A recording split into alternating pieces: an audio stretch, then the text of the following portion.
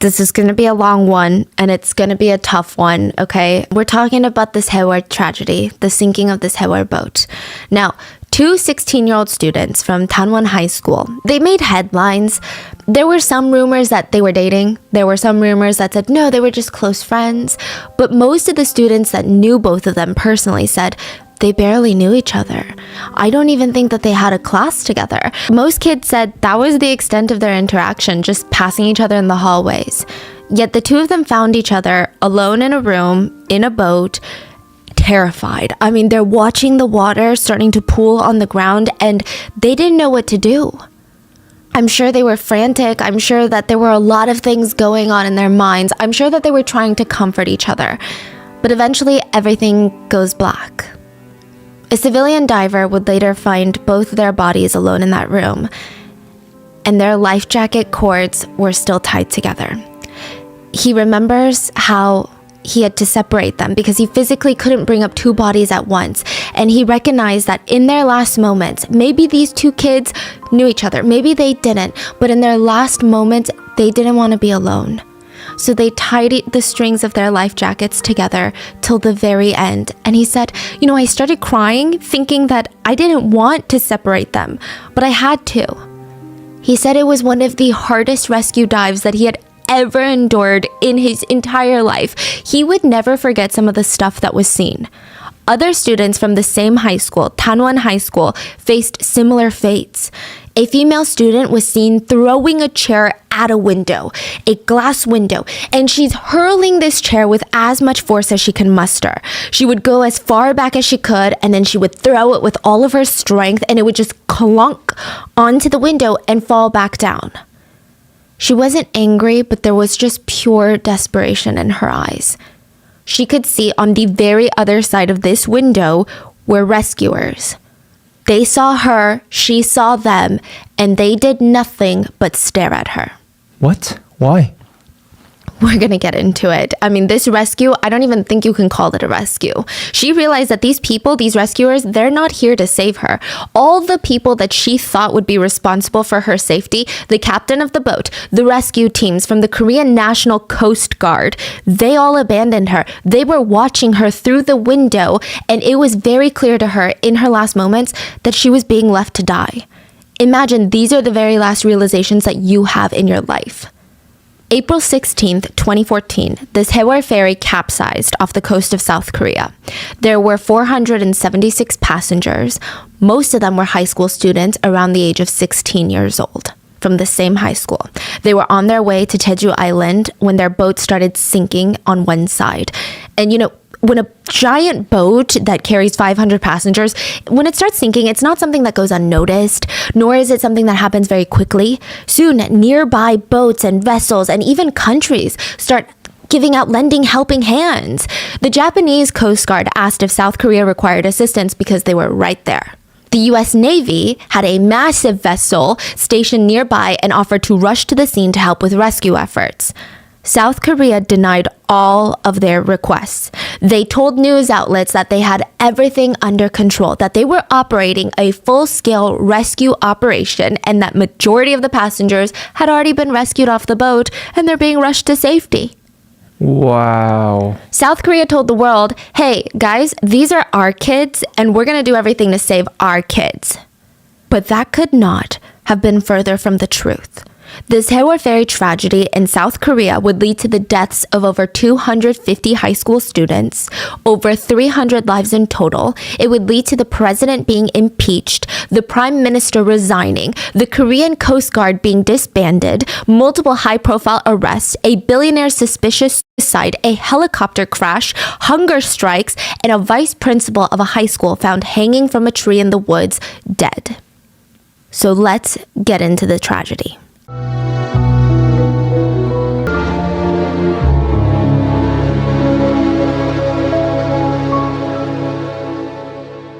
As always, full show notes are available at rottenmangopodcast.com. There's a South Korean news outlet called Newstapa, which you're like, I've never heard of this. I've heard of like SBS and NBC. Newstapa worked closely with the victims' families and their attorneys from the get-go. They had so much information on this tragedy that was being suppressed by mainstream news.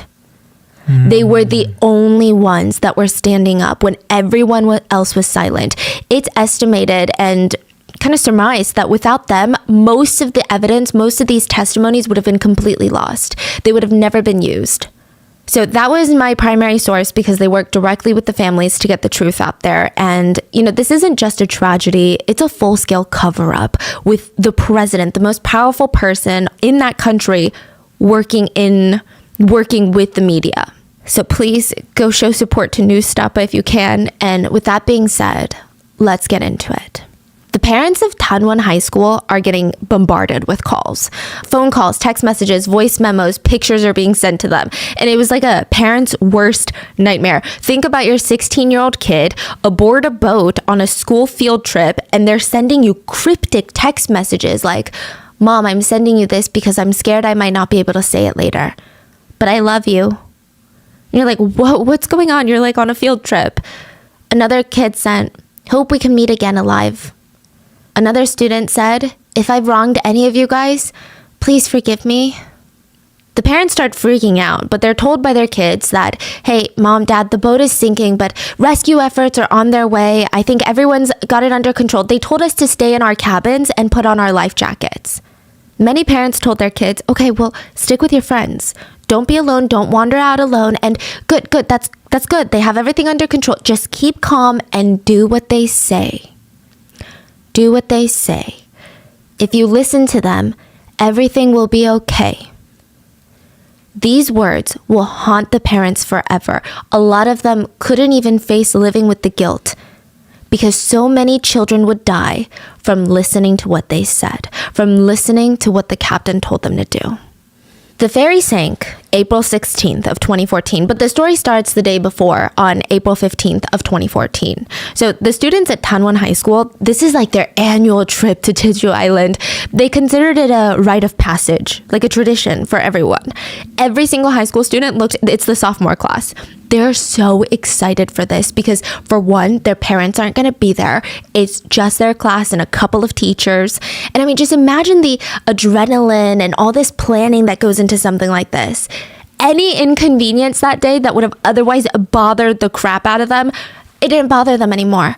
I mean, they were waiting in line for hours at the port of Incheon, which is also where the international airport is. So Jeju Island is like the Hawaii of South Korea, and Incheon is actually on the northern side of South Korea. And they would get on a boat, go all the way down the left coast of South Korea, and then get into the ocean, the Yellow Sea a little bit, and then they'll hit a tiny little island called Jeju Island. It is the biggest destination spot for South Koreans. It's beautiful. It's like a cultural mecca. There's so much, there's a lot of fun stuff to do there. So these kids are like, yes, Jeju Island. Even when their ferry is delayed for 2.5 hours because of foggy conditions, they're like, that's fine. Are you kidding? Nothing is going to ruin this trip. This is the best trip of my life. It's a 300-mile trip by ferry. It takes 14 hours. But thankfully, they would be going down the coast of Korea most of the time, the left side of the coast. So they're going to have cell service, and it was outfitted like a cruise ship, meaning that there's dorm rooms with bunk beds. There's communal showers, a convenience store, a cafeteria, which for high schoolers, this sounds like a blast. Because they had cell service, a lot of them were able to reach out to their families, and those very phones would later document some of their last moments on board. There were 476 people on board the ferry, including the crew. Now, they board the ferry at 9 p.m. They were supposed to board 2.5 hours earlier, but like I said, a delay. It's not that bad. I mean, the ferry is filled with 325 high school students, 14 teachers, 29 crew members, and about 100 or so other passengers. So these passengers are going to Jeju either on their own for vacation, or there were a lot of truck drivers. So they go and they get cargo off from this same boat and they drive it around Jeju. Then they get their truck back onto the boat and come back to Seoul, and it's like a back and forth, right? So sounds like a huge boat. Oh yeah, it's a massive boat. Here, can you pass me my iPad? I'm going to show you pictures. So you're saying there's not only people but also like vehicles on there. Oh, so many vehicles, and it's actually a cargo ship. This is a cargo ship that loads on passengers on the side. The Sewol ferry, if you want to get technical, is 75% profits from cargo movement and 25% profits from carrying of passengers. Most of the pictures you're going to find now are of it sinking, but here is it before it sank. Oh, wow. It's like a cruise ship. Like a cruise ship. Yes, Wow. it's massive. So, I mean, a lot of these truck drivers were not very excited that they got onto the ferry with a bunch of high schoolers, but these same truck drivers would help try and save a lot of these students later. So it's not like the high school bought out the entire ferry, nor was it a ferry that belonged to the school. There's a lot of people on here. So all 476 people, including the crew, they board the ferry and they start their journey. Now, the night of the 15th was pretty calm. Okay, so this is a picture that the kids posted or taken by one of the victims, just of them boarding during the foggy night. And it just looks like they're so excited. And nothing climactic happens, which is good. Dinner is served. There's fireworks that are launched from the deck, and there's pictures of that too. At night, the passengers, they all go to sleep in their cabins. Now, the high school was pretty good about booking rooms on one level for all of the boy students and then for the girl students upstairs, right? So they had different levels. They all go to sleep around 11-ish, and the next morning at around 11 a.m., they should be arriving in Jeju Island. So it's like you go to sleep, you wake up, you have breakfast, and 11 a.m. you're at Jeju. They're so excited for this. Now, 7:30 a.m. is when everything starts to slowly unravel. Helmsman Cho and third mate Park. So these are two of the people that are going to be steering the boat now. They take over for the shift so the overnight crew can go into their cabins and take a nap or go to sleep. The helmsman is the person who's going to be steering and driving the ship, if you will. So Helmsman Cho, he's at the bridge, which is basically like the cockpit of the boat. And he's, doing all these commands, and the captain was off duty in his room. Okay, so the bridge is the driving room. Yes. Okay. 30 minutes later, around 8 a.m., breakfast is served in the cafeteria for all the passengers, the crew, and anybody else. 8:20 a.m., autopilot is switched off to manual steering. Autopilot off, manual steering on. Just 7 minutes later, the Sewol is sailing through the Mengol Channel. Now, the Mengol Channel is very pertinent to this story. There are other routes to take to get to Jeju without going through this particular channel. I mean, it really only saves like 7 miles off of your trip, but this channel it's not some sort of urban legend where ships go missing and it's like a terrifying place. It is a commonly used route, but it's not calm. It's not that safe. It's a little unpredictable. It actually has one of the most rapid and unpredictable currents in the Korean peninsula. It's got these tidal shifts, meaning that you have to be super, super careful when you're passing through this channel. Some areas of the channel have rock hazards. Some random areas have shallow waters. But Sewol was traveling through a part where it was pretty calm. Conditions were relatively calm. Even CCTV footage shows kids and truck drivers socializing on deck, finishing up their breakfast. Most of the kids were still asleep in their cabins, if I'm being honest, because, it's very early. As of 8:40 a.m., everything is going well. Students are busy. Passengers are busy avoiding the students. Crew members are busy working. Within 9 minutes, everything would change. 8:49 a.m., two crew members that were in charge of steering the ship decide to manually steer the ship 15 degrees to the left, which is a well-known fact to all crew members aboard this Sewol that they cannot steer this particular vessel more than 5 degrees in any direction. Mainly because of the amount of cargo it was holding. So why did this Sewol ferry even start to sink? This Sewol was known, like I said, to be a cargo ship. 25% of their profits were just from passengers. So being incredibly irresponsible and greedy, they would almost every single time load way more cargo than was legally allowed. It caused massive dangerous conditions on the boat, and when they made this sharp turn, which is supposed to only be 5 degrees to the left, they went 15 degrees, and none of this cargo, none of these cars, they had almost 200 vehicles on this cargo ship. All of them slammed to the left because none of them are being tied down. Side note, when you read official reports, it'll read that the boat was listing 30 degrees to port. Now, what that means, and this is from online research, I'm not like a boat girl. I'm actually terrified of cruises, but listing, when a boat is listing, it means that it's leaning to the left. Not going to the left, but leaning to the left. When it says listing to port, it means to the left. When it says listing to starboat, it means listing to the right. You say listing how much degree? 30 degrees. 30 degrees. Yes. That's a lot. 30 degrees. And not to confuse it with trimming, okay? Just a little quick, I guess, boat lesson. But trimming is when the ship tips forward or backward. And then rolling is when a ship is moving from side to side trying to find balance. So these are terms that you'll see a lot in the official reports. At one point, it was rolling to try and find balance, but ultimately, it was listing to the left, 30 degrees. None of this is great, but 30 degrees list doesn't mean capsizing. It doesn't automatically mean it. And it gets technical, but I'm going to try and describe it as best as possible. If the cargo had been tied down, it probably might have balanced the boat back out. The boat might have rolled and then eventually become stable again. Now, even if it didn't become stable again, there is something called ballast water. Okay, this is going to get very technical. All boats want to have a low center of gravity.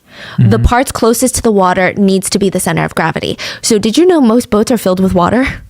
It sounds counterintuitive, but it's something called ballast water, which is just to bring the center of gravity, right? Yeah. They had like no ballast water. The center of gravity was at the top of the boat. Why? Oh, so they can load more cars. Yes. So there's no way that this boat my is gonna fix itself, balance itself out. No way. Let me show you some footage.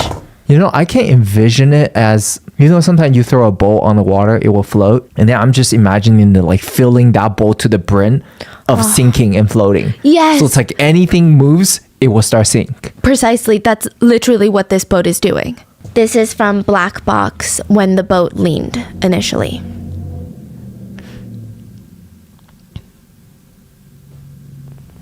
So this is also why it's so pertinent that when you're aboard a boat or a plane, they're tying down all the cargo. That's why they're so particular about it. If you've ever brought your car on a boat, they tie it down. So all of this cargo, all of these vehicles slam to the left, and this boat is not going to balance out. This boat is 100% going to capsize, meaning it's going to sink. Now, the water is very cold in April. It was about 54 degrees Fahrenheit. It only takes 10 minutes for you to start feeling the effects of hypothermia. You're not going to die in 10 minutes, but most of the time, but you start feeling loss of dexterity, your fingers go numb, you're starting to, your teeth are clattering, and full-blown hypothermia happens after about 2 hours. So right at this moment, the boat leans, and the engines of the boat are cut. The off-duty Captain Lee Chun-seok, he starts running. He's like, I gotta figure out what's going on. Some crew members also run to the bridge of the boat, and they're like, what's going on? Now, they're trying to assess the situation. And when a boat this size starts to list or even starts sinking, it's not like an earthquake. Not every single passenger is going to jerk up and go, we need to evacuate this boat. It feels dangerous, but it almost feels like turbulence on a plane. You feel like, okay, I need to wait it out and it's going to be fine. You never really hit turbulence and you're like, this plane is going down. So that's kind of how everyone was feeling except for the crew because they knew better. 8:52 a.m., just 2 minutes after the boat starts leaning to the left about 30 degrees, an emergency call is made by a student, Choi Tok-ha. Choi reported that the Sewol was starting to capsize. He was the first 911 call. And that the water was coming into the decks. He's like, something's going on. I'm on the decks and this is dangerous. He was one of the few that understood the severity of the situation, and he was probably confused because he could hear ringing through the PA system, like the intercom system, the speakers on the boats. Do not move. Just stay where you are. It's dangerous if you move. Stay where you are. Every single student and passenger was told to stay put. And now, all hell breaks loose. Crew members are calling so many different people. There's the Jeju Vessel Traffic Service, Korean Coast Guard, Jeju Coast Guard, Mokpo Coast Guard Station, their company executives. There's so many different people that this communication system is just bonkers. The fact that they don't have a system in place of like, if an emergency happens, this is who I call, is crazy to me. Nobody was getting anything done. So much time initially is wasted in these key moments. At 9:07 a.m., the crew confirmed to authorities the ferry is capsizing, and they confirmed that they needed help from the Korean Coast Guard. They stated the ship's angle made evacuation impossible. Now, here's where it gets crazy. Allegedly, none of these authorities knew that there were 500 passengers on this, well, close to 500 passengers on this boat. That's what they claim. I don't believe it for a second, but that's what they claim. Wait, who claimed that? The All police? the Coast Guards, yeah. They're like, no one told us. We just thought it was the crew. We thought it was a cargo ship. Get out of here, because the Sewol was well known to be a passenger cargo ship. So they say the ferry is about to roll over, meaning it was listing to the left, but because it was taking in so much water, it was practically bonk flat onto the left, and now it was going to flip over and capsize. Wow. So it's not even sinking just to the bottom like this. It's going to be completely inverted. The bottom is going to be the top. The Coast Guard tells the crew on Sewol to inform any passengers, if there are any, to put on their life jackets. But they just say, oh, sorry, our PA system is down. It wasn't down. It's just bizarre. Okay. So why did they lie? Yeah. So it was like down at one point, but then it comes back up, and then a customer service rep is like playing that, or like a customers relations crew member is playing the message of like, do not move. There was like no communication. Now the Coast Guard is like, okay, well, if it's down, then go personally tell the passengers. The crew member is like, okay, I'm going to do that. He walks out of the command center and walks around a bit and comes back being like, I did that. He did not do that. He just lied. He just blatantly lied to authorities and said, yeah, I told all the passengers to put on their life jackets. What? Yeah. Do they not understand what the hell's going on? No, they do not. The Coast Guard tries to tell Captain Lee that you need to start thinking and acting fast. They have deployed a vessel. There was a patrol vessel nearby that was coming in about 10 minutes. There was a helicopter that would get there in about 1 minute. And Lee said, yeah, that's not enough to save everybody. Like there's more passengers than that, because one helicopter, you could save maybe a dozen people max. No, maybe like 6, 7 people. Keep this part in mind, because later everyone goes and says, oh, when he said passengers, we thought maybe a couple of passengers. Wow. I mean, right now everything falls on the captain, right? Oh yeah, but It's going down. Like, what are you doing? Every second, what are you Yes, doing? Exactly. And you're going to die when you find out what he was doing. So the passengers up until this point are still being told to stay where they are and do not move. And some of the very first people rescued was the captain and a few of his crew. 그러나 구조당국이 가장 먼저 구조한 사람은 배를 버린 선장과 선원이었다. The captain was rescued by one of the small Coast Guard boats, and he wore ordinary clothes to disguise himself as a passenger. Oh my God. Once he was rescued, he made no attempts, and he actually was rescued, I don't want to say before the chaos, because right now is chaos, but he was rescued at a point where it wasn't just utter all hell breaks loose and there are people drowning and dying right now. He's like, okay, well, I think chaos is about to hit, so I'm going to leave. That's so fucking despicable. Yes. Yeah, he's actually one of the most hated people in all of South Korea, the whole nation. He's alive. He disguised himself as a passenger, and once he was rescued, this is even more despicable. He gets on the Coast Guard vessel and he doesn't let anyone know that he is the captain and that he has vital information that would help them in rescuing passengers. He doesn't relay any information to them when time and information is the most important thing to save lives.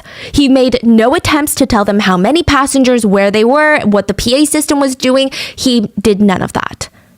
He didn't tell them that they were being told to stay in their rooms where they were effectively trapped inside this sinking boat. None of that. There is about 20 minutes of footage from some of the kids' last moments. And one of the biggest, I guess, video files that were actually shared by the father of the victim. And he said that he wanted the world to know what actually happened to these kids.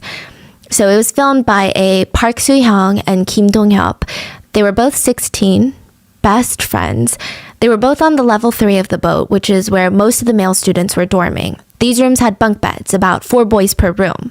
Soo-hyun and Dong-hyup, they were 2 of the last ones to start the day. They're hanging out in the cabin, sitting on the edge of their cabin, like bunk bed when they suddenly feel the boat lurch to the left.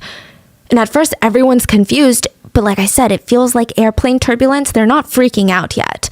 Then they start overhearing the speakers starting blaring. Do not move. Stay put. It's dangerous if you move. Just stay where you are. If you're watching the video on YouTube or Spotify, I'm going to play you a clip of the video. You can actually hear the PA system in the background repeating, stay where you are, over and over again. 아 기울어졌어. 야 나 좀 살려줘. 굉장히 자리에서 움직이지 마시고 안전으로 잡고 대기해 주시기 바랍니다. 이거 상황이 아니야. 이거 실제라고. 와 기울 줄은 상상도 못했다. 이게 뭔 상황인지 모르겠어. 구명조끼 입으라는 거 침몰되고 있다는 소리 아니야? So the boys on the third floor are freaking out. Some students who were on the deck come to the cabins to let everyone know to put on their life jackets. The video footage from these students are stitched together to be about 20 minutes, but it's probably the most raw footage I've ever seen in my life. Like, it's not necessarily the most emotional in the typical sense, meaning these kids aren't crying, they're not banging on the windows to get out, but you just see how real and relatable the situation is. Like the way that these kids, at first, they don't think the ship is going to sink, because who thinks that? You know, they're kind of joking around, but they're putting faith in the adults and the captain and the PA system, and they're kind of playing around with each other. And I find that it's a way that they're coping with it. And then eventually you hear that humor kind of dissipate, and it gets replaced by them saying, I don't want to die. But they're still trying to keep this almost cool front in front of their friends. You can hear other kids trying to check up on their friends and contacting their family members back home on their phones. But near the end, you can hear and see most of them start to feel very, very scared. You hear students say things like, will the water really leak in? The shaking is getting serious. It's tilting so much this way, I can't even move. This is getting ridiculous. I want to get off. I really want to leave. Am I going to die? It's not going to go down any further, right? Like, what the hell is going on? Hurry and rescue us. What's wrong with these people? I don't understand what's happening. If they're telling us to wear life vests, does that mean the ship is sinking?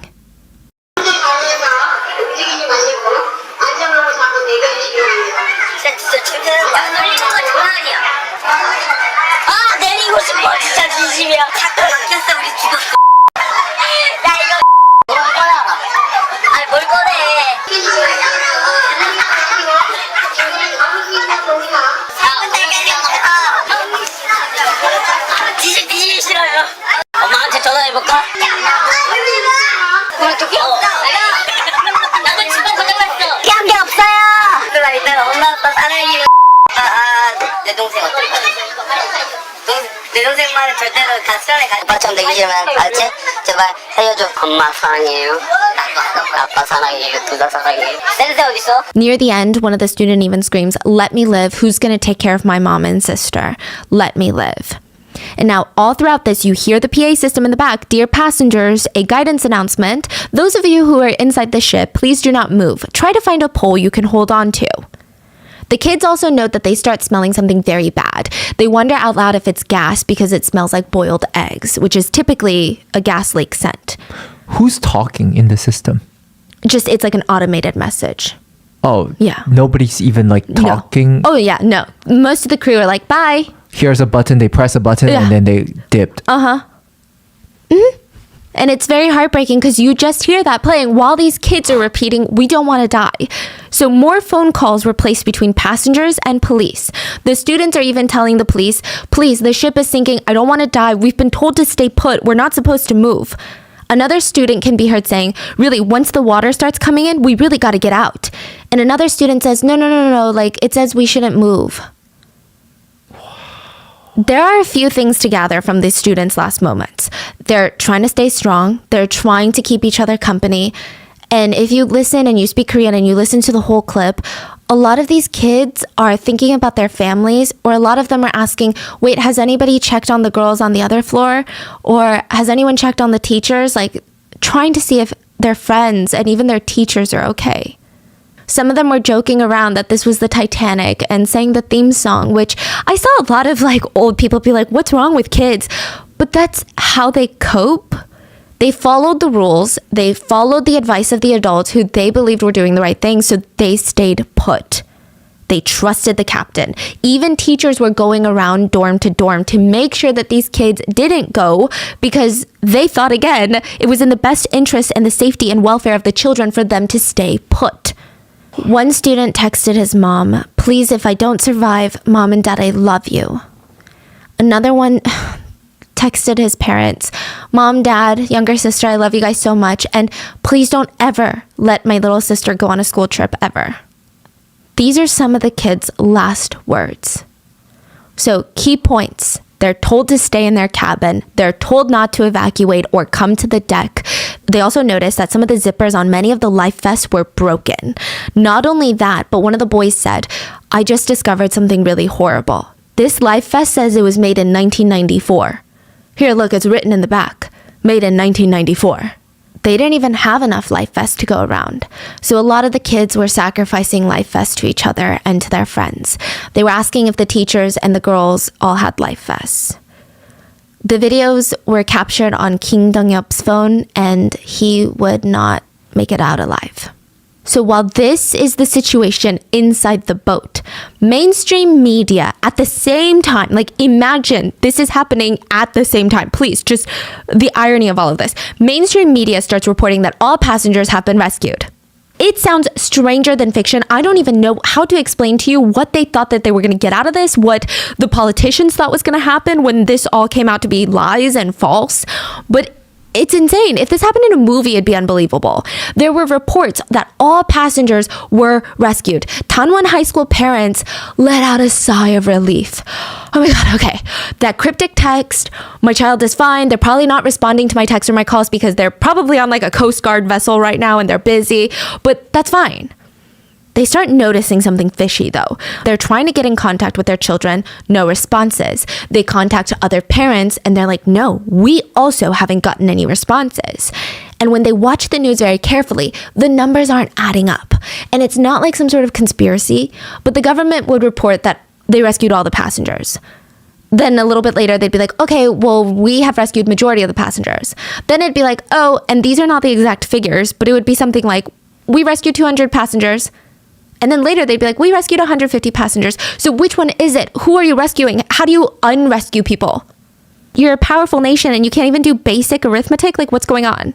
So frustrated, the parents, they start traveling to Chindo Island. Now, Chindo Island is the closest island to where the crash happened.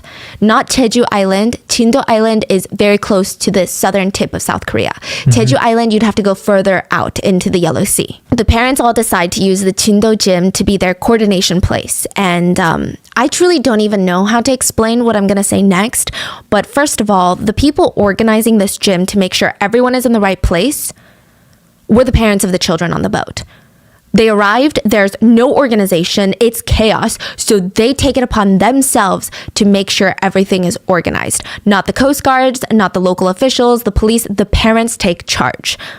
The rescue teams had these giant whiteboards on the front with a list of names of passengers who have been rescued. And of course, parents are flocking and praying and wishing that it's their child on the list. But these families are getting frustrated. One parent grabs a mic and says, "Here, I can clearly see my younger sister's name on the list of survivors. It says she was rescued, but my sister isn't here, so where is my sister? Who on earth made this list?" 여기 명단에 분명히 제 동생이 있어요. 여기 명단에 분명히 제 동생이 있는데 동생이 여기 없어요. 지금 명단을 누가 작성하셨냐고요? So these are authorities being like, "Here's all the people we rescued," and the parents are like, "We don't believe you because where are our children then?" 상황이라도 좀 알았으면 좋겠는데 상황을 지금 모르니까 지금 불안해서 어떻게 할 수가 없대. Another parent screamed, "Please, just get us a boat so we can save our kids. Get us a boat. We don't care how much it costs. I will pay for it." 저희 가서 우리 애들 구하게 배를 하나 구해주세요. 배를 하나 구해주세요. 전부 다 돈을 얼마든지 드릴 테니까. 최선을 다하겠습니다. 배도 안 보인대요. 경찰들만 돌고 있고 아무 그거 없대요 지금. 잠수가 없고 지금 그런 상황이거든요. 지금 뭐 얘기로는 지금 뭐 CC도 많이 꺼냈다고 하는데 지금 가요.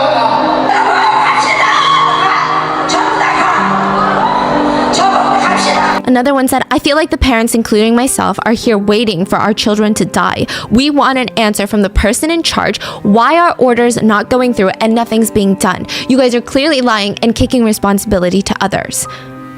Another parent screams, let's all go together. Let's all go together. The parents are rushed to the harbor, and to show you how they still had this unfailing hope of a parent, they all grabbed blankets on the way out. They said when their kid gets saved, they want to make sure that they have something to keep them warm. They all go to the harbor and they wait. There's nothing that they can do. Side note, police were lined up at the edge of the harbor to prevent family members from going into the water, whether to try and rescue a kid or to in a desperate attempt. A parent screamed, I want to jump in the water with them. My loved one is under the water. Anger is not enough. If I don't have my younger child, I'm going to jump in the water thinking about my child in the water. How can I as a parent continue to live, eat, and drink? I hate myself. Someone near a mom tried to put one of the blankets on one of the moms because it was so cold, and she cried, what good is it staying warm when the kids are freezing out there? They're freezing. What good is it for us to stay warm? Not a single government official was at that harbor. Nobody responded to the family's frustrations or questions. 헬기 탔다길래 난 구조되는 줄 알았어, 언니. 우리만 따뜻하면 뭐하냐고요. 애들이 추운데 우리만 따뜻하면 뭐하냐고. Wait, this is nighttime? Yeah, It's been a day? it's been a day. We're gonna go back into the rescue. Just you wait. Oh my god. Yeah, so again, I mean, the families resorted to asking reporters on what's going on, but none of the reporters, most of the reporters at the harbor at this point were mainstream media reporters. The only ones there that actually cared about helping the parents was Newstapa, which is why I think a lot of parents continue to work with Newstapa. These are some of the most devastating clips I've seen. I mean, just the desperation in these parents, like their grief, their worry, their anger, and so many of them it's a lot. 진짜 가보자. 기자들도 당신들도 타고 현장을 한번 가보자. 제대로 된 정보를 여러분한테 좀 알려주라는 얘기예요, 내 얘기는. So let's talk about the rescue, because you mentioned, like, how is this nighttime? So the rescue that government officials and media said was a success was not a success at all. The Coast Guard helicopter was dispatched to the sinking ferry at 9:10 a.m. They arrive at around 9:30 a.m. 2 rescuers come down and rescue 6 passengers via helicopter. And these passengers were like on the deck. So they're like waving, they're visible, they're outside. Now, at 9:32, the helicopter starts communicating with the Blue House. And the Blue House is like the White House. And they keep asking, is the situation serious? The helicopter says, the ferry is tilted and currently being flooded. It hasn't sunken yet. Can you please send over a video? Now, this is being heavily criticized because time is of the essence. Such an urgent incident is taking place, and really, I don't know what to say because it casually feels like the Blue House is saying, pics or it didn't happen. And sure, maybe videos can help them get a better understanding of what's going on, but if this is the government responsible for running a literal company, they better be more competent than this. They keep calling back to the helicopter, not giving commands, not doing a full-scale command center operation, but going, did you send the videos yet? Just nonstop, over and over and over again, wasting time asking for videos. And what's even crazier is that the helicopter is like, well, we didn't want to take any videos in case it gets leaked. But the Blue House is like, it's fine, text it to my phone. What? Here, there's footage. 심각한 상황인가요? 지금 일단 배가 좀 기울어서 침수 중이고 아직 침몰은 안 됐고요. 어디 카메라 나오는 건 없죠? 네, 아직 없습니다. 바로 연락 주세요. 현지 영상 있습니까? 혹시 나오죠? 현지 영상 볼 수 있는 거 있습니까? 본인 내 외부로 나가지 아마 않을 건데 이게 상당히. 제가 지금 오기 때문에 그런데 영상이라 방식으로 핸드폰 하나 보여주시겠습니까? The Blue House is basically like, okay, well, we're going to hang up. Just call us back when you get the footage. Oh, this is like the smallest thing the Blue House messes up. So just you wait. I mean, a president was indirectly impeached because of this incident. So soon after this, the Coast Guard patrol vessel 123 arrives at the ferry. They throw over a raft and they head to the ferry to start their little rescue. Just anytime I say rescue, don't think of it as a rescue. Think of it in quotations because it's just a bunch of people acting busy. The first people to step into this rescue raft are the captain and crew members. Not all, but a few. They're like, I'm out. Yeah, they're like, bye. They have abandoned the ship. But then so does the Coast Guard. The Coast Guard, the vessel, distances itself from the ferry and they try not to enter the ferry, get close to the ferry. They don't try anything. Meanwhile, there's about 3 helicopters that are just circulating, that are just loitering the area, watching. What's the deal? What's the problem then? No one's giving them any commands. So they're all clueless on what the hell's going on. Yeah. And the captain is like just staying silent. Yeah. And then the Blue House is like, well, we can't tell you what to do unless we get a clear HD 4K video. And then all these other authorities, like the Coast Guard, the Mokpo Coast Guard, the Chindo authorities, they're like, well, we don't know what to do. Have you tried calling the Blue House? Wow. So everyone's just waiting around. And what's crazy is that there was a US Navy vessel that was nearby that rushed to the scene and they're like, hey, we can help. And the US Navy is so equipped. This vessel had 100 Marines on there. 100 Marines. South Korea was like, it's fine. We're waiting on a video. The government shut them down? Yeah, the government was like, it's fine. We're handling it. Oh my God.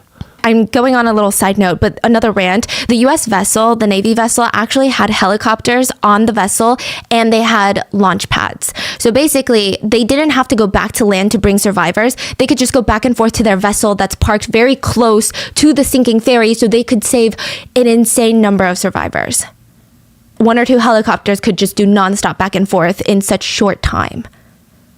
We're going to dive into the US Navy later because there's a lot of stuff there. Now, anyways, these are not leisure helicopters either. The helicopters that are circulating the ferry are Coast Guard helicopters and they make no additional effort. So they saved 6 people initially. That's it. They make no additional efforts to rescue anyone. They later claimed that they had no idea that there were passengers inside. They thought the rescue was over and they were just surveilling the sinking of the ferry.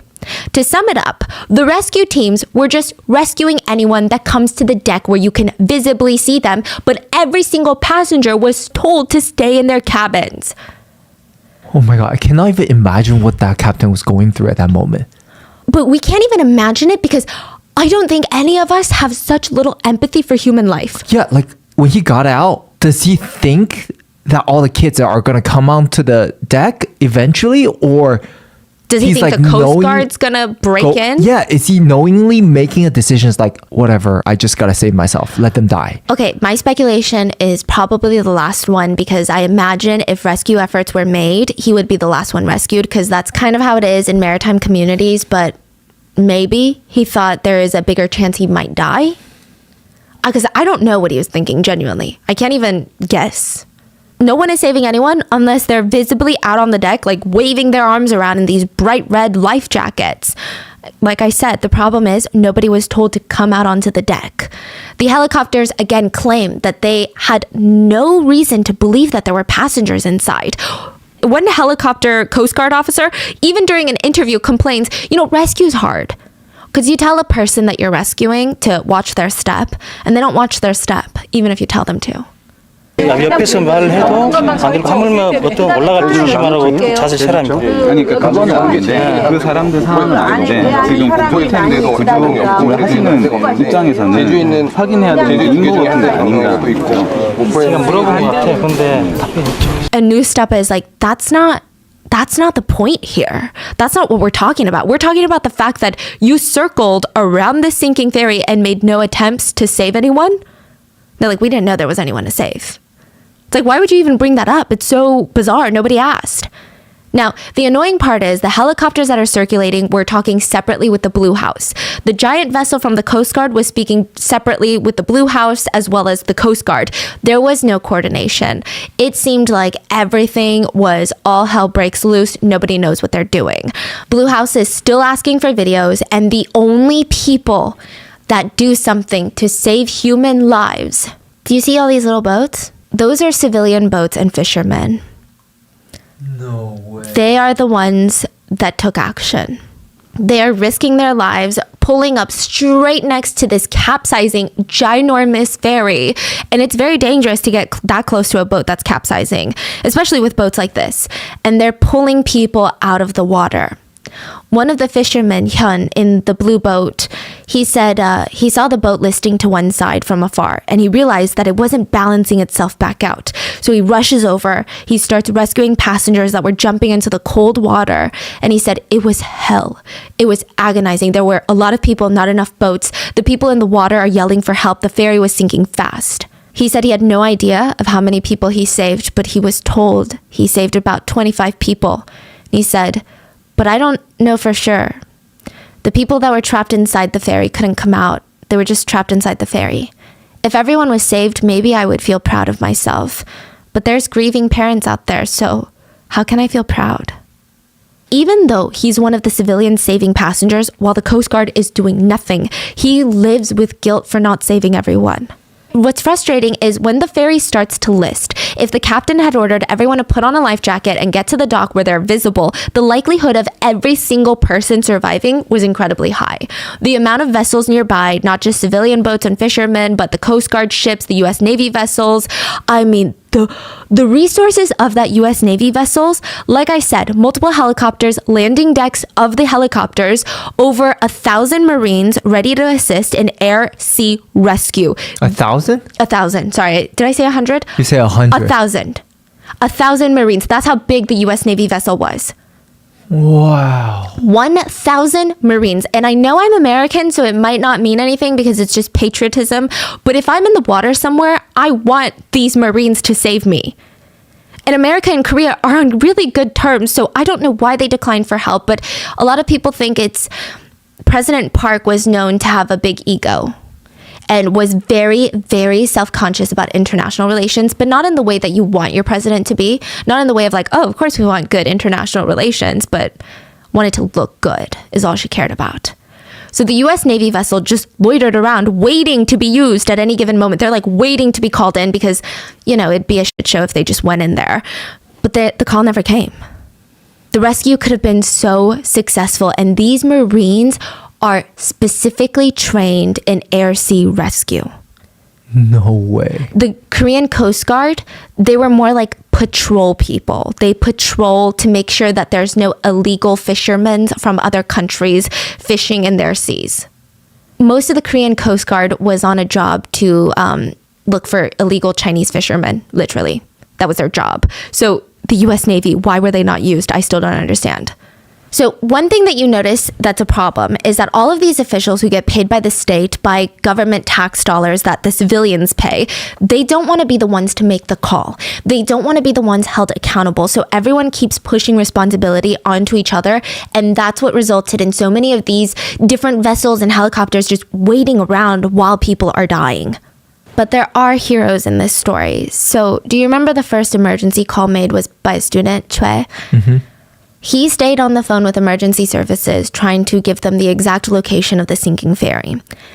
So then they should know there's kids in there. Yeah, exactly. He tried to give the exact location because, again, I don't know why this was such a problem. I don't know how they didn't know where the exact location was. But remember the 2.5 hour delay?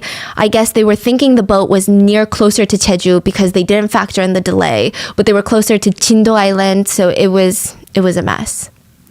And Choi, he was sad that he wasn't able to call his parents.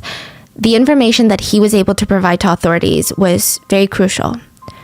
Choi's body was found, and his parents were really confused because, you know, a lot of these other kids, they all had cell service and they called their parents, but they never got a call from their son.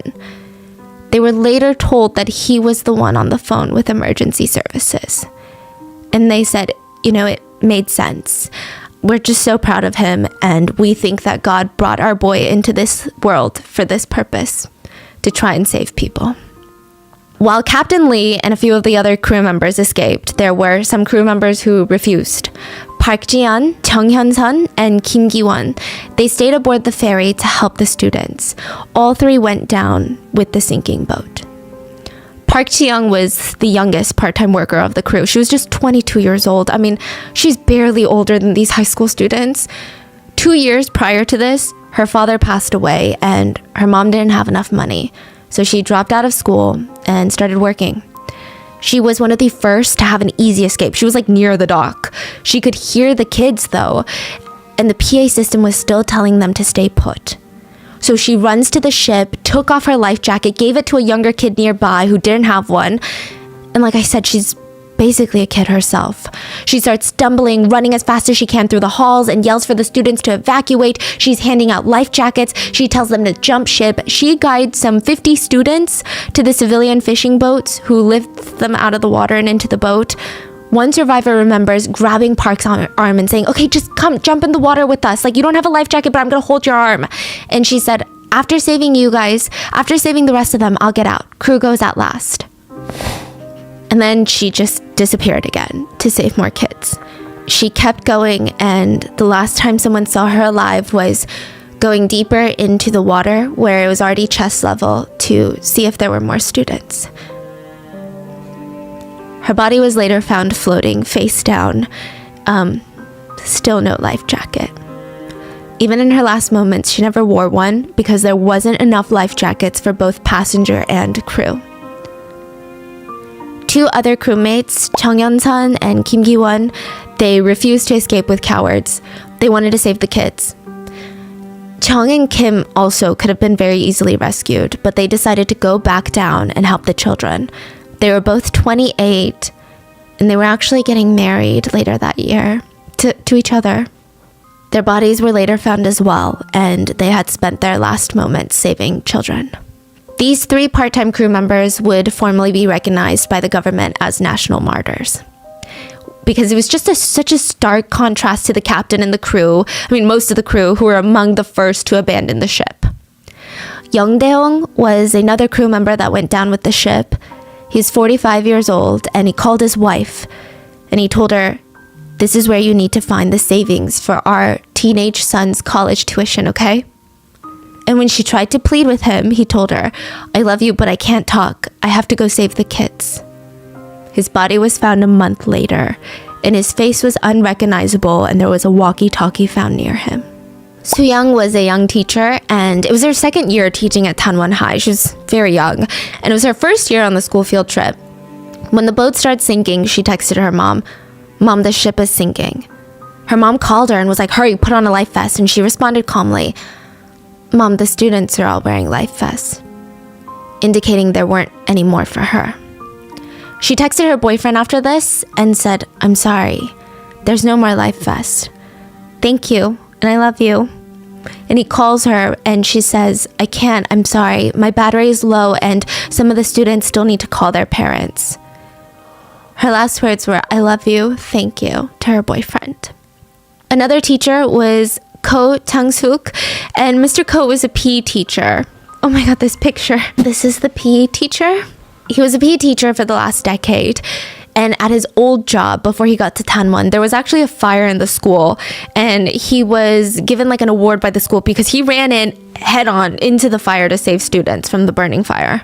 He also went down. And I mean, there was no question what he was going to do. He was going to save the kids. He left behind a loving wife and 2 sons. His body actually wouldn't be recovered until 3 years after the incident. There was a memorial service held for him, and a student came and said, "Mr. Ko could have escaped early, but he stayed to take care of us until the very end." So these are all heroes, and it's not really a heartwarming story, though, where you feel good in the end. You're like, yes, the hero won, because nobody wins. There's like way too many villains in this one to even get close to the number of heroes. There's another story, though, on the boat where a 6-year-old girl, this reminds me of Itaewon, but a 6-year-old girl was there with her parents and her 7-year-old brother. So they were part of the passengers that were going on vacation to Jeju. She was passed one by one from adults to the water to one of the fishermen's boats. All the way. Her parents and her 7-year-old brother would all perish. Everyone worked to get this girl to safety, and she would be the youngest survivor of Sewol. Now, civilians were the only hope for these children because of the government, the authorities, they were doing nothing. Like I said, most of these boats saving these people are civilians, fishermen, commercial fishermen, just regular citizens, not government workers.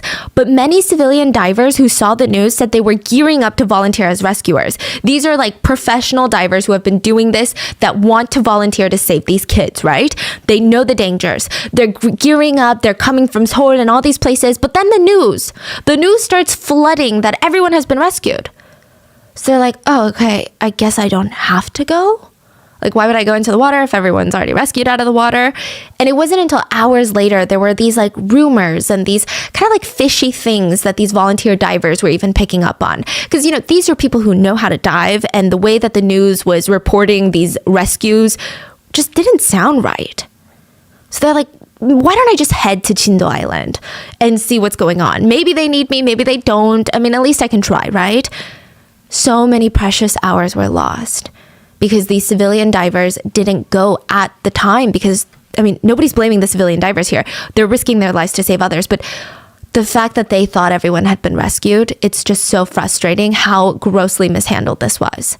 Many of the civilian divers, they volunteered and they started arriving at around 4 p.m. that day. The boat started sinking at like 9 a.m. They got there around 4 p.m. and they were told to report to a command ship of the Coast Guard that was stationed near the ferry. So these volunteer divers, they don't come to play. They're suiting up, gearing up, mentally preparing themselves, but the Coast Guard is not letting them do their jobs. One of the civilian divers said it was bizarre. I was being walked around this Coast Guard vessel. Like, come here, let me introduce you to my colleague. Oh, and this is my captain here. Oh, and then this is my senior colleague. What did you say your name was? How long have you guys been diving? Yeah, oh, that's cool. Oh, you know, my colleague is from that area. Do you want to come to the cafeteria? They prepared ramen. This is not an exaggeration. The rescue diver said they prepared ramen and he was so disgusted. He just didn't understand. He saw some of the top dogs aboard this command ship. 2-star Navy officers, chief of the Coast Guard, chief of the West Coast Coast Guard, the chief of the Mokpo Coast Guard, fancy suits and shoes, tip-tapping away on their laptops. Wait, I'm confused. Like, they're not sending people down the water? No. That's what they're doing, just tip-tapping on their laptops. The ramen was even brought into the conference room for these chiefs to eat, and the diver that was interviewed said he wished he could have recorded the video of these chiefs just digging into these noodles like pigs. They said they ate the ramen noodles, had a meeting for 5 minutes, and then the chiefs were like, well, we got other places to be, so bye. He was sickened to see that the chief of the West Coast Guard went to a press conference like immediately after this, the whole ramen debacle, in his uniform with all of his badges, and stated, as of today, 164 vessels, 24 aircraft, 178 special rescue workers are doing our best in conducting a search of the area. The civilian diver had no words. Just no words. But he's not alone. Many of the civilian divers came forward anonymously later to say that the Coast Guard would not let them do their job. And it wasn't even a job, they're volunteering. Just wouldn't let them do it. It was just nonstop like, oh, come meet my colleague. Oh, are you sure that's up to code? Your diving suit? Are you sure? What is it made out of? They're like, what is your deal? Let us go save some children right now. So the parents, now remember how the parents wanted to rent a boat to go out to see for themselves and to save their children. Well, the very first day, a group of the parents do rent a boat and they go to report back to the others what's going on. And one dad screamed, "They told us civilians can enter the water, but the Coast Guard can't." What is this? What? They're basically saying, oh, you want to dive in and get your kid? Dive in and get your kid, but we can't. He's screaming, what is this? What is this? The civilian diver, one of the civilian rescue divers, had volunteered to go on the boat with them. And he was explaining, like, with these conditions, the Coast Guard should be going in. The conditions are calm. This is like optimal rescue conditions right now. Earlier that day, civilian fishermen would try to break windows to save people, but the Coast Guard said, no, we can't do that. So they can't break windows, they can't go into the ferry before it sinks to save people, and now that part of the ferry is sunken, they can't try to rescue people by diving, they can't do anything. What are you doing? Why do you exist? Why do you have a job? A reporter asked a parent who saw the ferry sinking and said, and what are the Coast Guard doing right now? And he says, as of right now, there is nothing they're doing. April 16th was the morning the boat started listing, okay? Now, at 10:52, reporters went out to the scene and still nothing was being done. 10:52 p.m., a whole day had passed. Like 14 hours later? Yeah, and nothing was being done. Let me show you how calm the waters were. You're saying 14 hours later the boat's still sinking? Yeah, it's still actively sinking. and this is like, you need to dive in. So what happens on these boats is time is of the essence. Of course, the golden hour was the first hour and a half that the boat even started listing, way in the morning at like 9 a.m. when the captain was like, tell everyone to stay in their cabins. That was golden hour. Almost everyone could have been saved had they just gotten to the deck. They would have been saved, okay? Now, the next golden time was considered the next 72 hours because there's actually a phenomenon that's quite common where there's air pockets inside of boats. So these divers need to go in and get these people inside of these air pockets. So if you're in a room where no water has seeped in, which is sometimes possible, you're alive. You have about 72 hours. So these divers need to get down there and hope that there's a lot of air pockets. Yeah. Even there, if there's one person, they That's should be doing everything. Yes. This is how still and calm the water was. Do you see how it's dark? Where are all the Coast Guard vessels? Where are the divers? This should be lit up like a command center. This should be lit up like the 4th of July. This is what it looked like.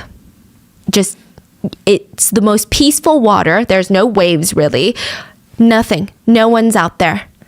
During press conferences, the Coast Guard made it seem like it is pure chaos out there with our rescue efforts. We've got how many ships, how many people? Oh, you guys, South Korea, just you wait. Coast Guard's got you. This is what it looked like.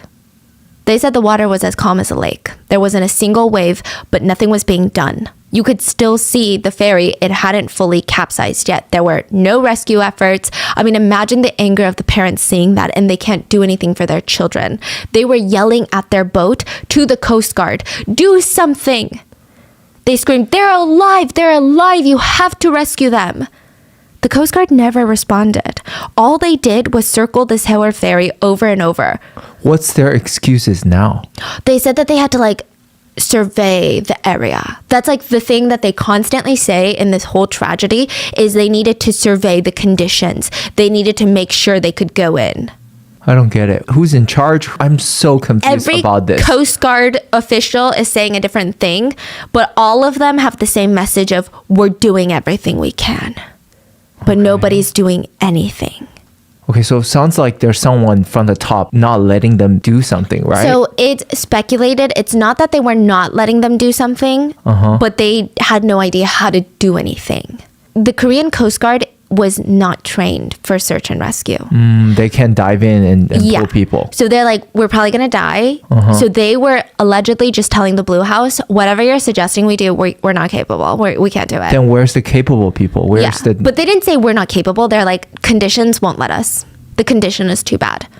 The condition is too bad. So then I don't think South Korea would then go to the US and be like, hey, the condition is too bad. Y'all get in there. A lot of these politicians, it was like a balancing game. They want help, but their reputations depend on them not asking for help, whether it's from different departments in Korea, whether it's civilian rescue divers, whether it's the US Navy. They did not want to ask for help, but they themselves did not have the competency to do the search and rescue, but they couldn't admit to that.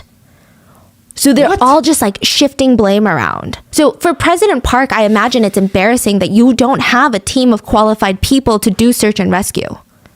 Wow. In your whole nation. Imagine the US Navy f***ed up this bad. You don't think America would be like, I guess we're not a cool, powerful nation. I guess we're ass. It's just a lot of reputation control, and none of these Coast Guard officials wanted to be the one to do it. Because there's 5 different Coast Guards. That's another huge problem. It's not just US Navy. Okay. Because then you have a top dog that's okay, well, if the president doesn't want to do anything, I got to at least do something, right? But there's the Mokpo Coast Guard, the Coast Guard of the West Coast, the regular Coast Guard. There's so many people involved that they're well, let's just see if they do something. Because we don't want to do, because what if we do it and we f it up? Then it's on us. So we just wait. They want to do something, they can do it. So they're all bystanders. They're all bystanders. They care more about their reputation and their careers. Yeah, the parents are screaming, what are you doing? You need to do something, get in the water. And they even screamed, I'm not saying this is easy work, but you need to at least show that you're trying. There are survivors in that ship. What is wrong with you? It's so heartbreaking because a dad on the boat tries to jump into the water and everyone tries to stop him. And what's crazy about this is that the Coast Guard official documents report that they were doing underwater rescue efforts at that exact time that the parents are out there watching them. There was no such thing. So how do your report say that you were doing intensive underwater rescue? They stated that they did rescue all night long, but all they did was get on a little boat and circle the capsizing ferry. At one point, one of the Coast Guards drives up close to it and just like knocks on the ferry. It's like, a parent who saw that said, I can't believe I was inches away from my child and all I could do is helplessly watch him die. So the parents, the reporters on this boat that saw this, they saw the discrepancy of no actual rescue efforts being done. They recorded videos of it, sent it to all the major news network. So the reporters on there were a lot of trusted reporters by parents. Did you know at first the parents were allowed a boat out there by the Coast Guard and it was filled to the brim with mainstream media news reporters? There wasn't enough room for parents. The parents forcibly like kicked them out, but just the disgust that these media reporters were like, well, I know that we said 2 seconds ago that we already rescued everyone, but like, can I go take some more pictures out there? So their trusted reporters went out with them and they sent all of these videos to mainstream major news networks. Not a single one of them aired it. Not a single one of them talked about the discrepancy because they were under President Park. President Park was known as a very, very fascinating woman who loved to bully reporters and mainstream news medias. That was her thing. So they're like, this makes her look bad, so we can't post it? Yeah, because then we're going to be on her list. That was the very first day and night of rescue efforts. That's all they did. Nothing. I mean, they did nothing. The next day, April 17th, it doesn't get any better. There is still no control tower, no organized operation. Nobody has one person that they're really reporting to. Even the president, President Park, she was MIA for 7 hours, the first 7 hours of the incident. She was nowhere to be found. We're going to get to it later. So the president and the prime minister, they visit the area in Chindo Island where the parents are gathered. Apparently, a boatload of politicians, lawmakers, and parents had gone out on a boat to go visit the Coast Guard. And parents were disgusted. I wish I was eloquent. I wish I could describe to you what kind of emotion that must have been. But the parents said they stood there and they watched the Coast Guard point at maps. They watched the politicians in suits go, It was like watching people pretend to do a job. It was like watching a skit. They felt like they were losing their minds. The Coast Guard is saying things that they know are not true. Like, we worked so hard last night to do underwater rescue. They're pointing at random maps, pointing at pictures of inside the Sewol ferry. Parents get out onto the dock of the Coast Guard vessel and they see divers go under the surface of the water, kind of like flap around for 5 minutes and then come back out. They said it's like a sick joke. Like everyone's pretending. Like I imagine I would want to shake someone by their shoulders. Like, hello? Can you wake up? Like there's people dying. The parents decide that they can't trust anyone, so they start their own task forces and have coordinated group chats to relay information in a clean and orderly fashion. They were more informed than the Coast Guard. One parent actually confronts a government official who tells him, we were doing rescues all night. The parent gets in his face and says, stop lying and manipulating the news and tell me, look me in the eye and tell me you were doing rescues all night. The government official seems shocked and tries to grab his phone and call someone like, we were. The government officials actually seem shocked that the parents have such up-to-date information. I guess they didn't think that the parents would be that coordinated. Like, parents would call them out for every single discrepancy and they were shocked. And every single one of them has the same reaction. They're saying something so confidently. We rescued this many people. Oh, this is what we've been doing. The parent confronts them with their lies. They all grab their phone and call someone. One of the parent literally goes, why are you lying to me? We have our parents on a boat out there. I just talked to them. That is a blatant lie. The government official goes, and they were at the Coast Guard boat? Oh, and he grabs his phone. Oh, yeah, 여보세요. Despicable. Yeah, despicable. I mean...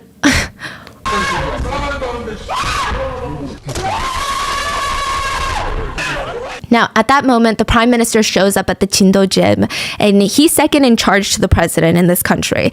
I guess nobody informed him that the parents are not in the dark on all of this, that the parents are not going to be like, thank you, Prime Minister, for your efforts all night long. Because I think he walked in expecting some things and questions, but instead he was chased down and had water bottles thrown at his face. Open water bottles, which I think is symbolic in hindsight. In the end, police protected him and escorted him out. President Park Geun-hye also visited with this whole entourage of security and politicians. Parents were a bit more receptive to her because at the end of the day, this is the most powerful person in the nation. If anyone is going to help them, it's going to be her. So even if they hate her, they can't show it. But they were let down once more. She stated, I just went to the rescue team and I want to assure you guys all the government mobilized all resources and personnel to retrieve the victims. The Coast Guard chief also goes up next to the president and claims that he has sent 500 divers to the rescue. The parents know that this is a blatant lie. They are enraged. They start screaming at the chief of the Coast Guard. And side note, there's video of this and President Park doesn't even seem surprised that the parents are screaming at his lies, almost as if she knows very well herself that those are blatant lies. Because I imagine if I'm the president and my chief just lied to me, I'd be like, why are they booing that? But she looks like she was expecting it.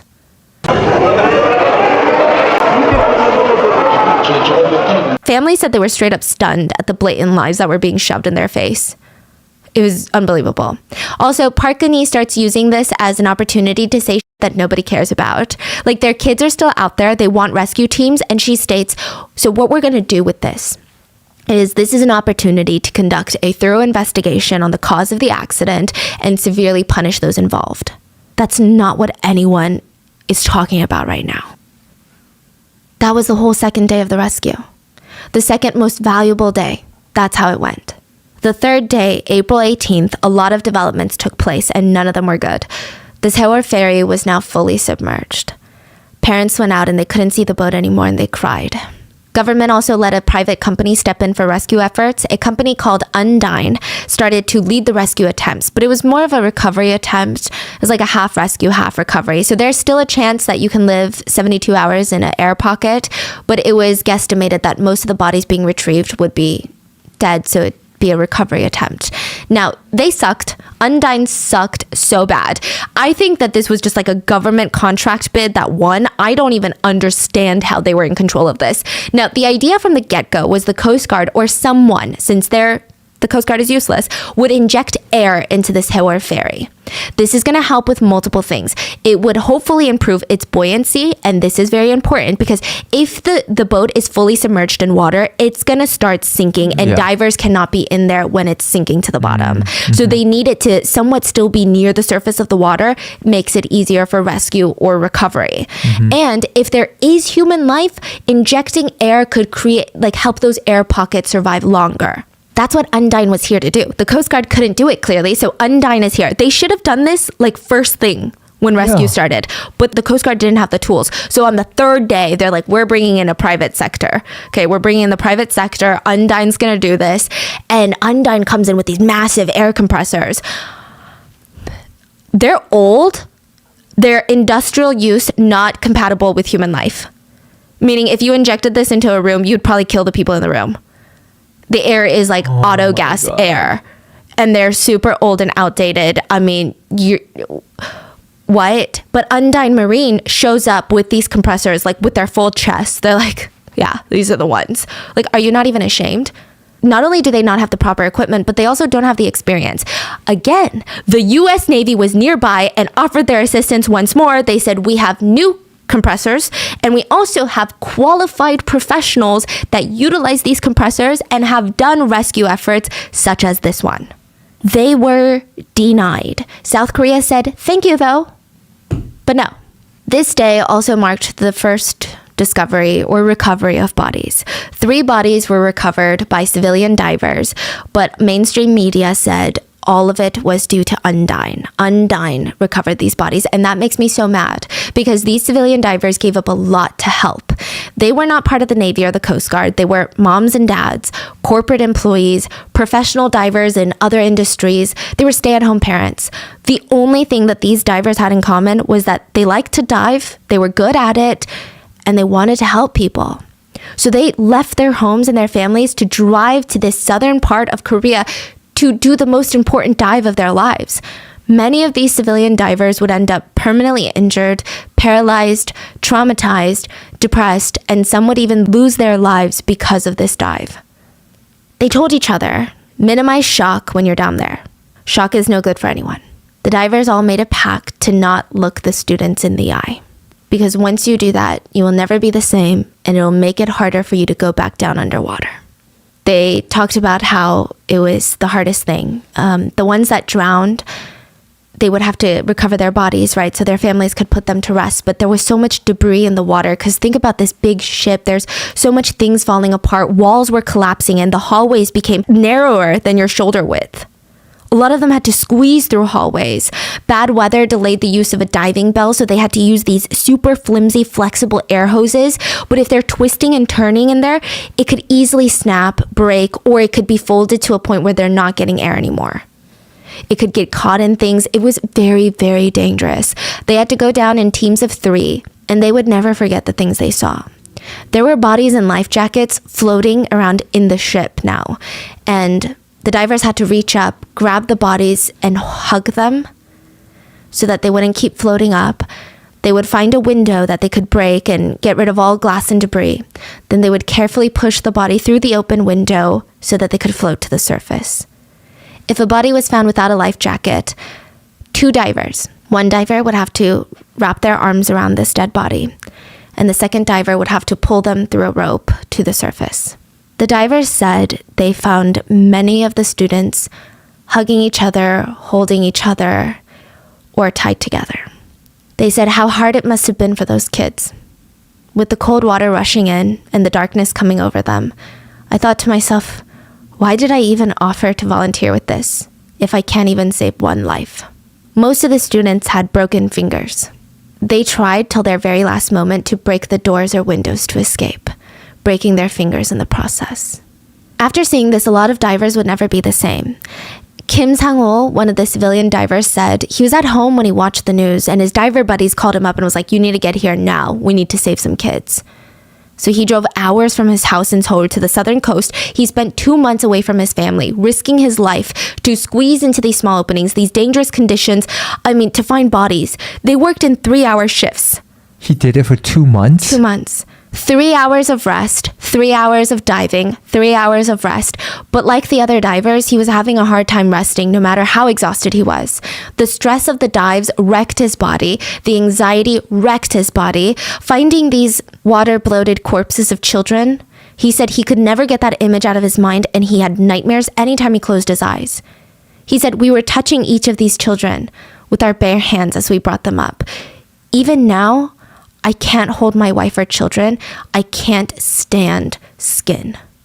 In addition to the psychological trauma he suffered a shoulder injury that needed surgery. So while he was diving, a luggage compartment in the Sewol broke open and massive luggage tumbled straight onto his shoulder. He had to get surgery, and he says he drinks every day now.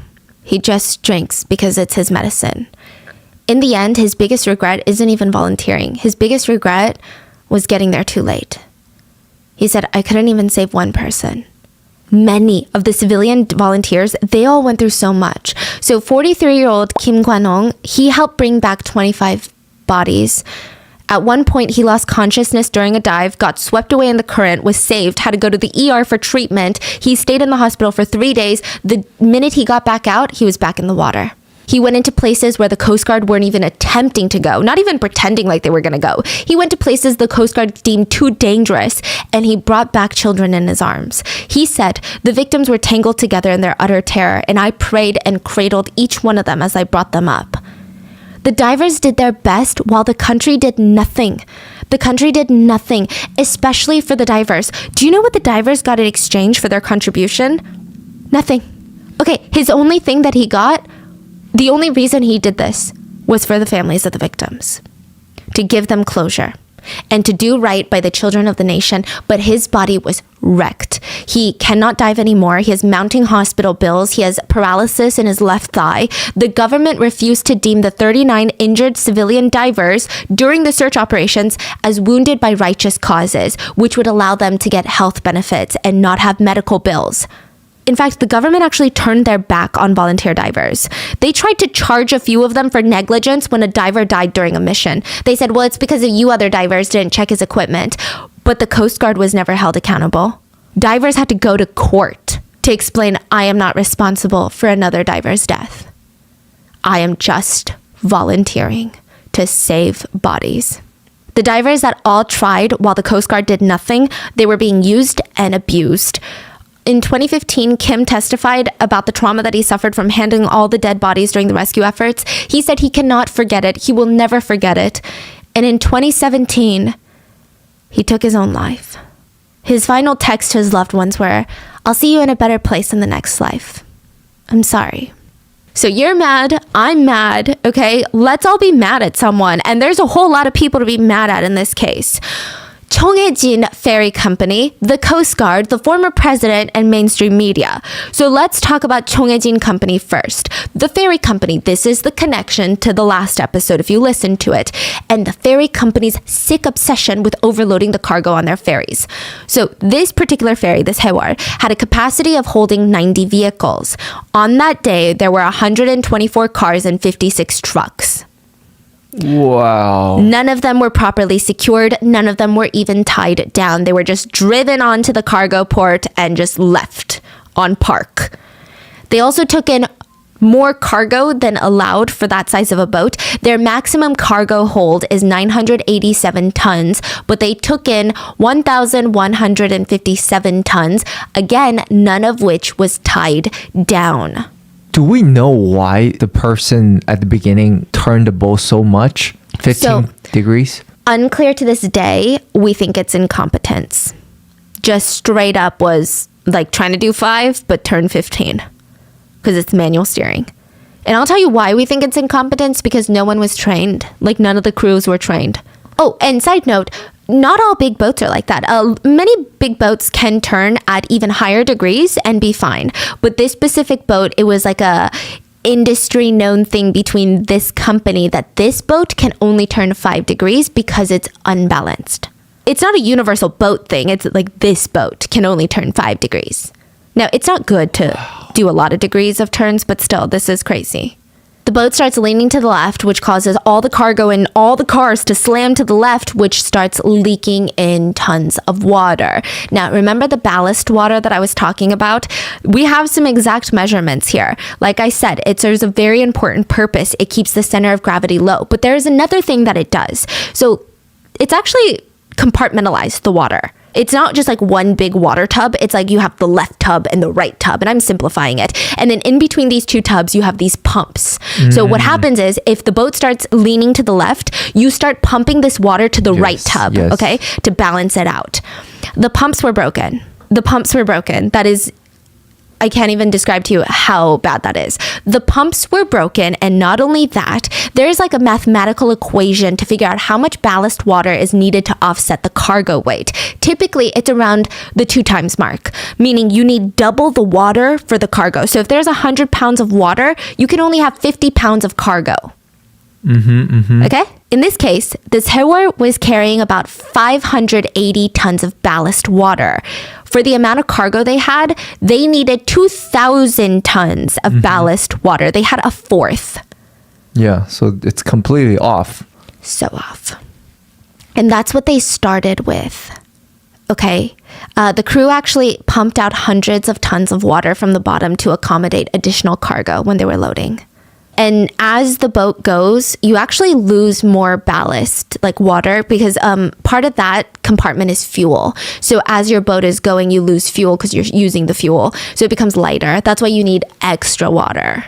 So let's work our way up the food chain. The first people at fault were the captain and the crew. Not all the crew, but many members of the crew. Crewmates were investigated for their abysmal handling of the evacuation, and one crewmate in particular was told verbatim by authorities, remember?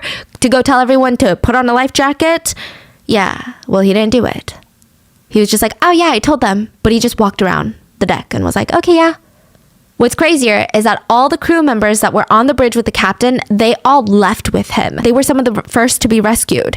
But that also meant nobody else was on the bridge anymore to keep open communication with rescue efforts. So them leaving the boat wasn't just bad that they were abandoning the boat, but there was no one to communicate with them on the boat.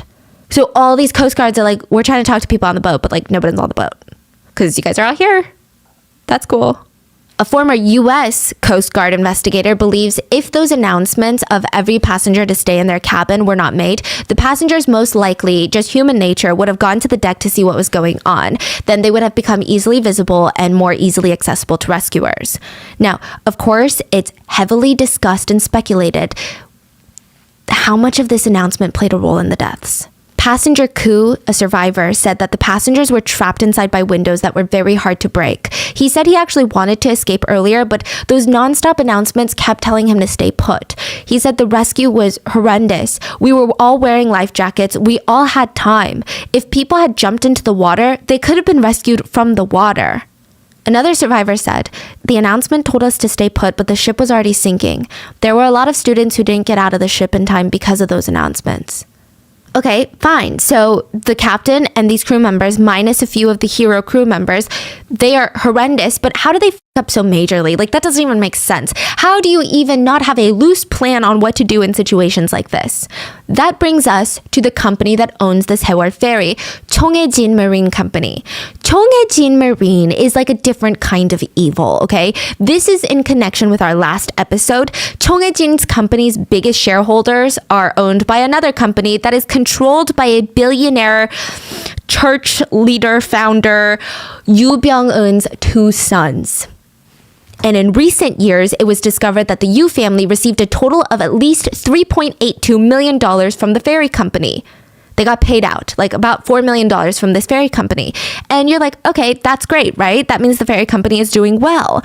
No, the ferry company was in financial ruins. The year before the sinking, they reported a loss of $800,000 that year.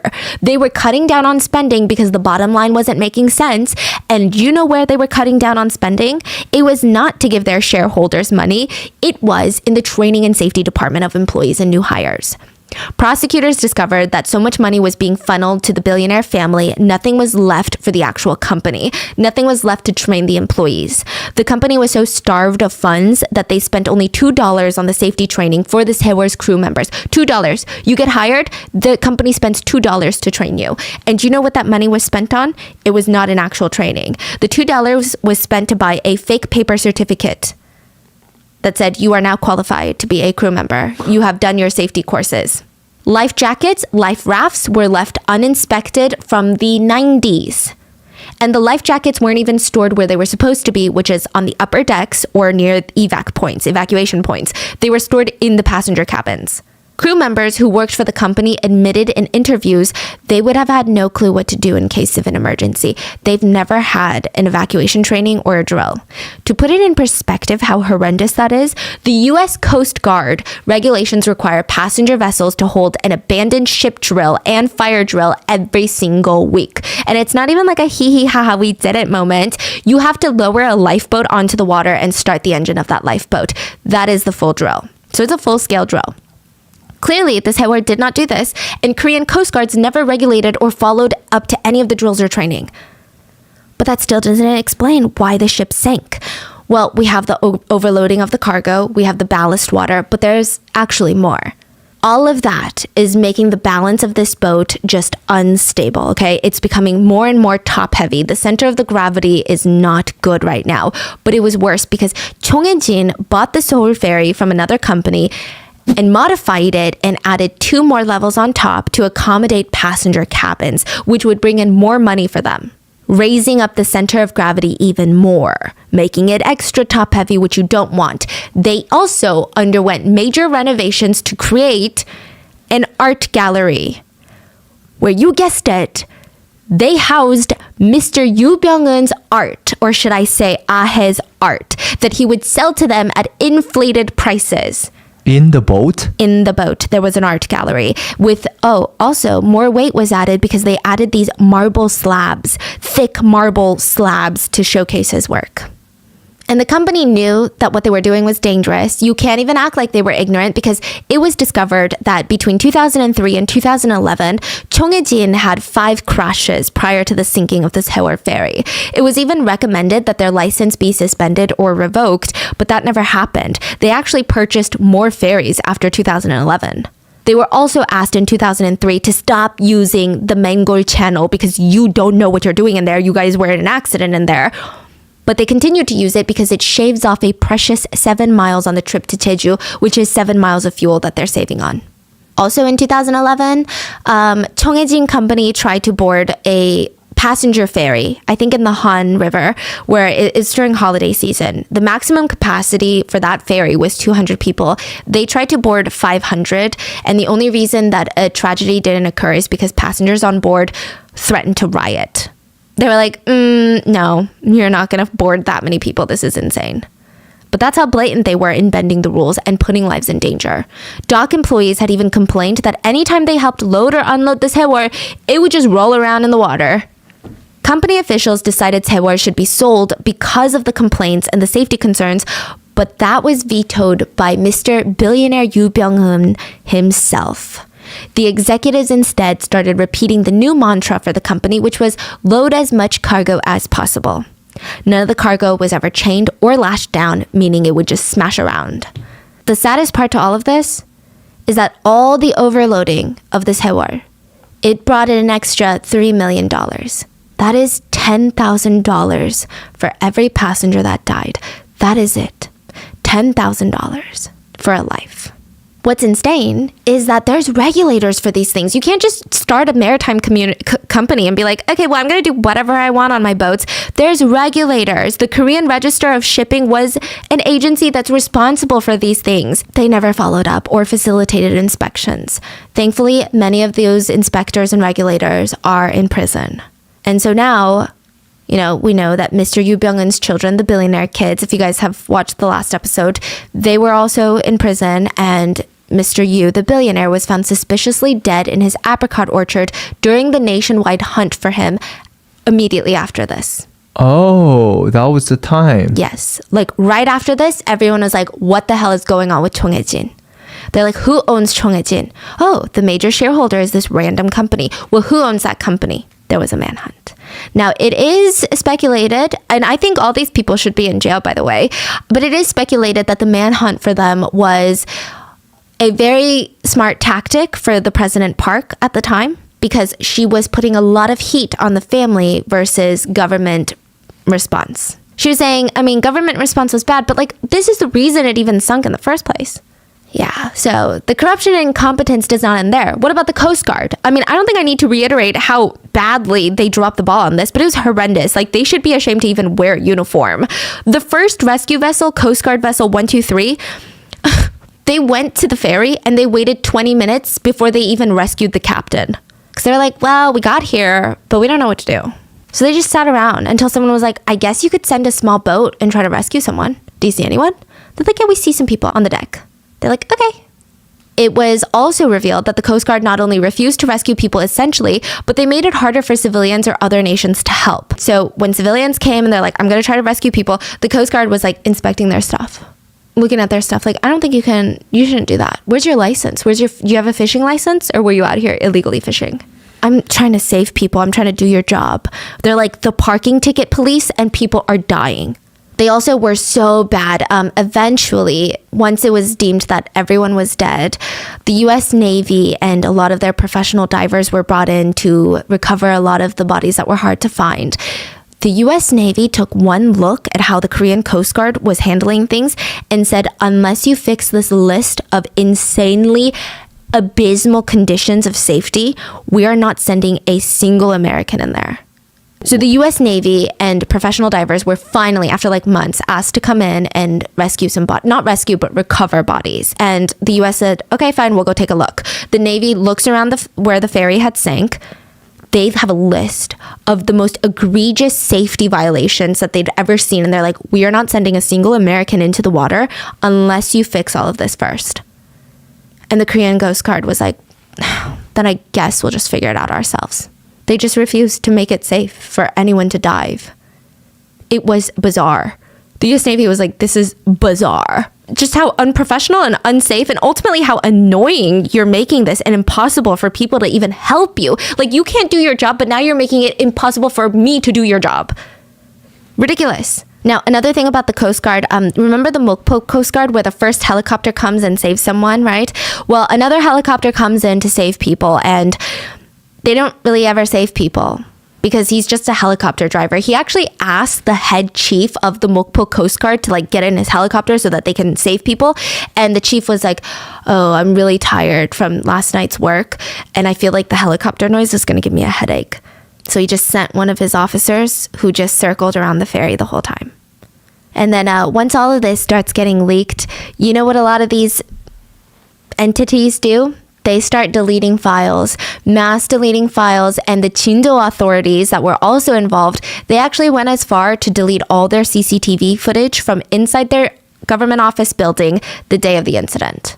So at first, only low-ranking officials and government officials were investigated and prosecuted. The families were enraged because, let's be real, in the hierarchical Korean society, you think this low-level intern is making the shots? Like, he's making the calls. He's like, no, we're not sending divers in. You think so? No, absolutely not. So they pushed, and in the end, President Park was facing so much heat, she announced a plan to break up and defund the Korean Coast Guard. She created a new department, but honestly, it's just a PR move. I'm sure most of the Coast Guard was moved to that new department. And the next president, President Moon, would just revive the Coast Guard in 2017. So nothing really changed. Many more arrests were made. More than 150 regulators, crew members, ship inspectors, and officials were indicted, including the captain of the Sewol ferry. He was charged with murder.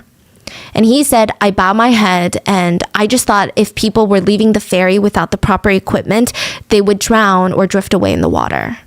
So that's why he told them to stay put. Why the don't you stay put then? Yeah. Because he wasn't wearing a life vest when he was rescued. So why don't you stay put? 이런 지시를 받은 적이 있습니까? 기억이 없습니다. With that much guilt and also public hate and scrutiny and a criminal trial, I would rather have died on the boat. So I just think it's so fascinating that some people have such a strong will to live that you would rather kill people to live. Nobody cared what he had to say. In the end, he was found guilty of murder and sentenced to life imprisonment. He was later acquitted and received 36 years in prison instead. What? Yeah. He was How saying... do you acquit that? He was saying, okay, everyone is shifting, even in the criminal trials, this is crazy. Everyone is shifting blame. So he's shifting the blame and saying, yes, I shouldn't have left the boat. I shouldn't have given these orders. But ultimately, everybody died because the Coast Guard didn't rescue them. The Coast Guard is saying everybody died ultimately because they were told to stay in their cabins. So this is what they're doing. I know. This is what he looks so disgusted right now. This is what they're doing. Wow. Like, just for that, I think he deserves another life sentence on top. Like, just the audacity of these things. So there were criminal charges levied against 399 people, including the imprisonment of 154 people.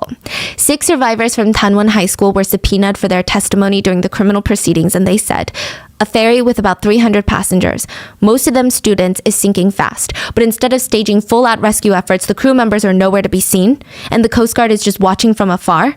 30 students lined up for the emergency exit. The rescue teams didn't arrive, so we started jumping into the water. But eventually, the water got too close, and the emergency exit was no longer available to open. We were waiting to jump. We saw the Coast Guard within arm's reach. They were on the other side of that emergency exit. And we were screaming at them that we're right here, but they just watched.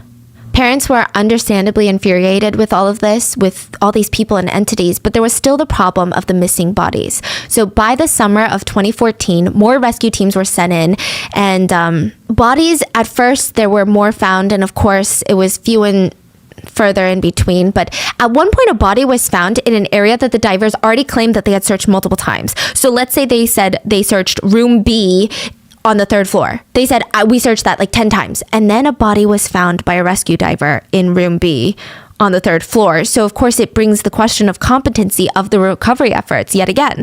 Another body was found, a high school student, in a bathroom that had allegedly already been searched 13 times according to official records. So what the hell is going on here? 13 times it showed that it was searched by the Coast Guard. The distrust was only growing stronger, and it's not just people, the divers that are losing the trust of the parents, but it's also the Coast Guard forensics teams.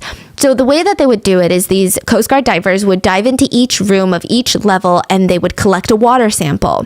They would bring this water sample up and then collect another water sample at the surface of the water. They would then test these water samples, and I guess there's certain bacteria or something in the water they're looking for that indicates there are human remains in that room. But if it's a match to the surface water, that means that there is no corpse in that area. So they said they checked it 13 times. The bathroom water was tested 2 to 3 times. And each time it showed that it was the same and consistent as the surface water.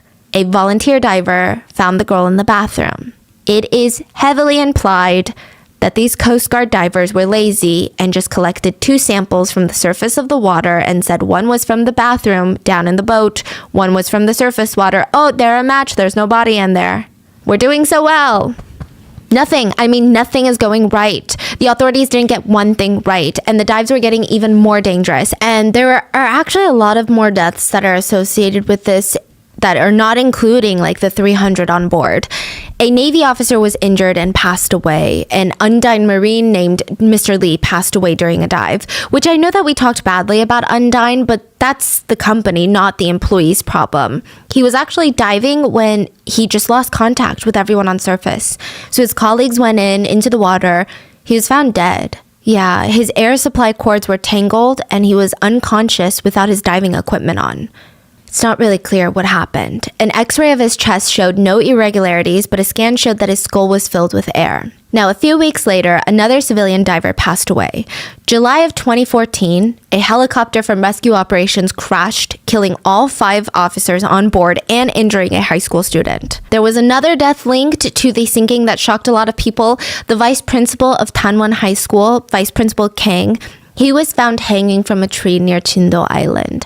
So this is the island where all the parents had gathered, and it said that he was the leader of this school trip. He was in charge of the kids' safety. He was rescued, but over 250 of his students were not. He wrote in his note that he feels guilty and he wants to take responsibility for what happened. He wrote that the trip was his idea, and he cannot live without knowing where his students are. He wrote in the letter that he wonders if he could still be their teacher on the other side. In death.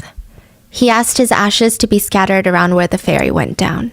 Now, the sad part is, before his death, a lot of parents took their anger out on him, and so did a lot of Korean news media outlets, like a lot of adults. But when he passed, students and survivors alike, they went to his memorial in uniform and paid their respects and said he was an ethics teacher. So I wonder if it was really hard for him. He was a good person and he really cared for students. I don't think anyone should be blaming him. Again, another instance where I feel like a child is sometimes more wise than an adult. After the memorial, the hearse carrying his body circled around the school one last time. He was survived by his wife and 3 children. At least 3 parents have taken their own lives after losing their children in the Sewol ferry. One of the fathers took his life on the 1-year anniversary of the Sewol ferry tragedy. Many families have completely disintegrated, divorced, fallen into addictions, financial distress. One mom said, "You just have to cry when it's hard. There's no way around it. Nothing can console you or help you. When I miss my son, I go lie in his bed and I hug his pillows and I smell his smell and I cry." Many families have left their children's room exactly the way it is, not touching a single thing, almost as if these students are going to walk in through their door with their backpack. Most families hate spring. April is like the best season in South Korea.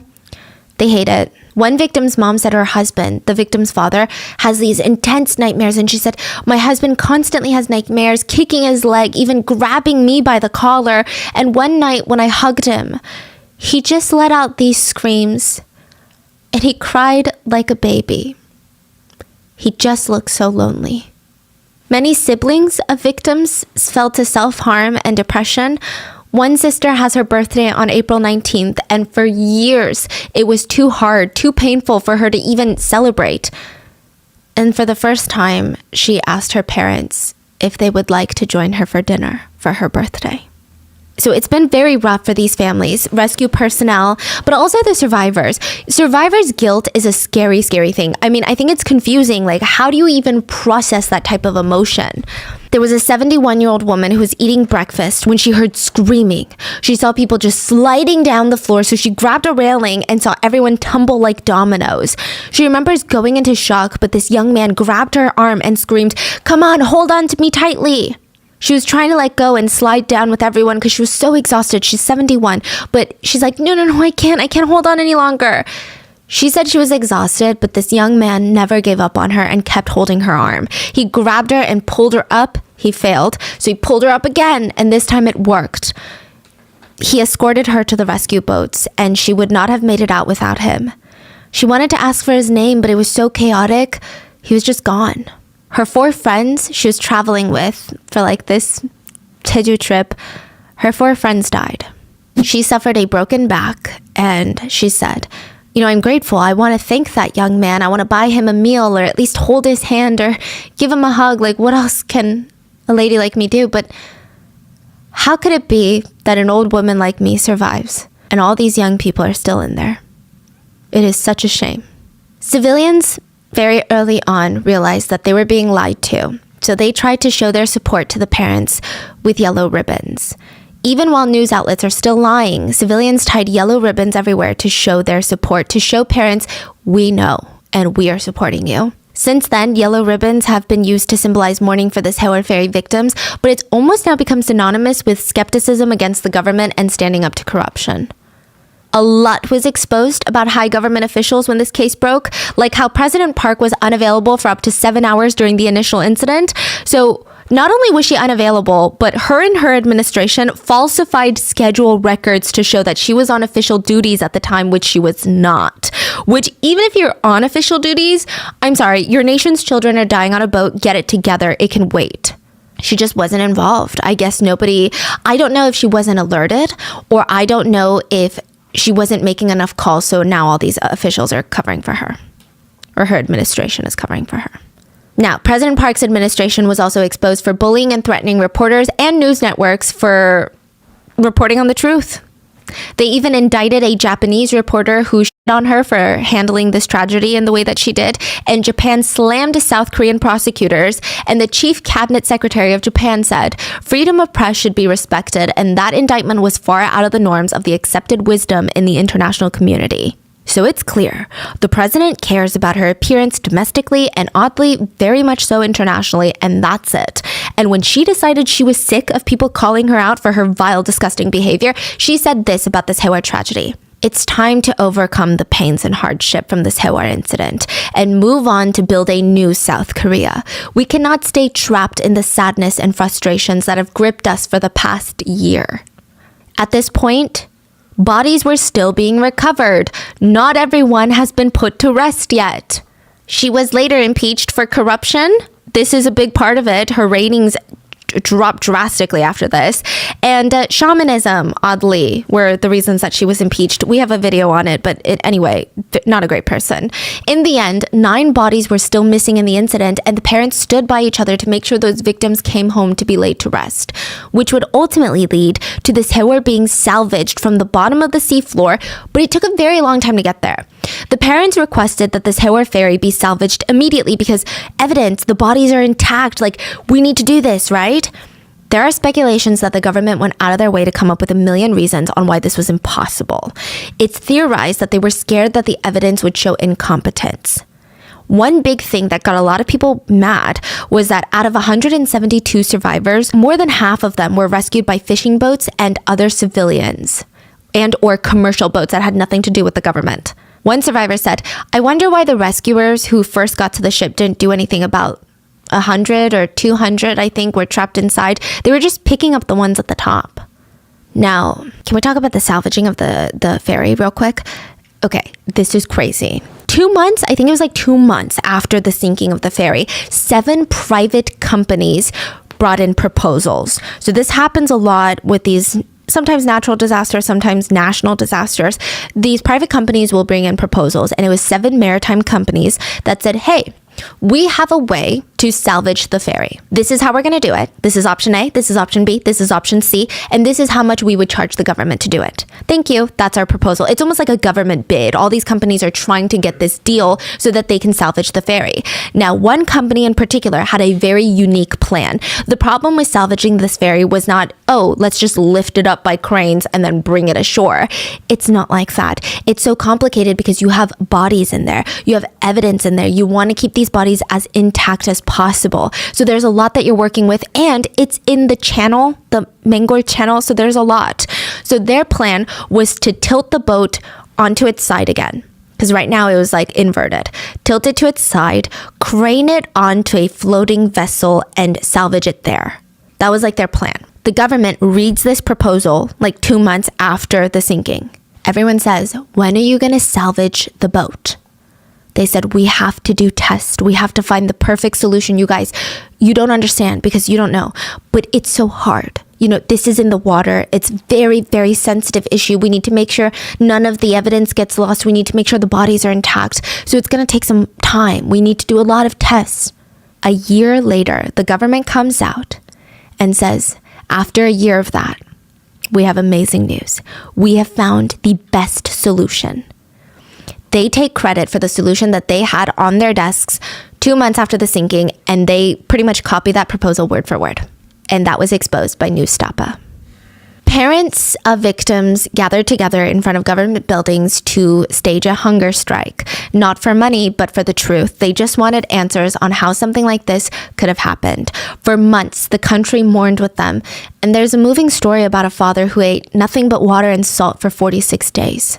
The president still had some supporters, super conservatives, that came out to eat pizza and fried chicken in front of the parents who were hunger striking. I don't know why they defended the president, like that's your mom or something. I don't know why anyone defends any politician, regardless of what their beliefs are, so vehemently. Like, I mean, it's crazy. One parent stated, I don't need money, compensation, or trauma therapy. I just need the truth, please. That's all. And he formally bowed in front of lawmakers, begging for them to help.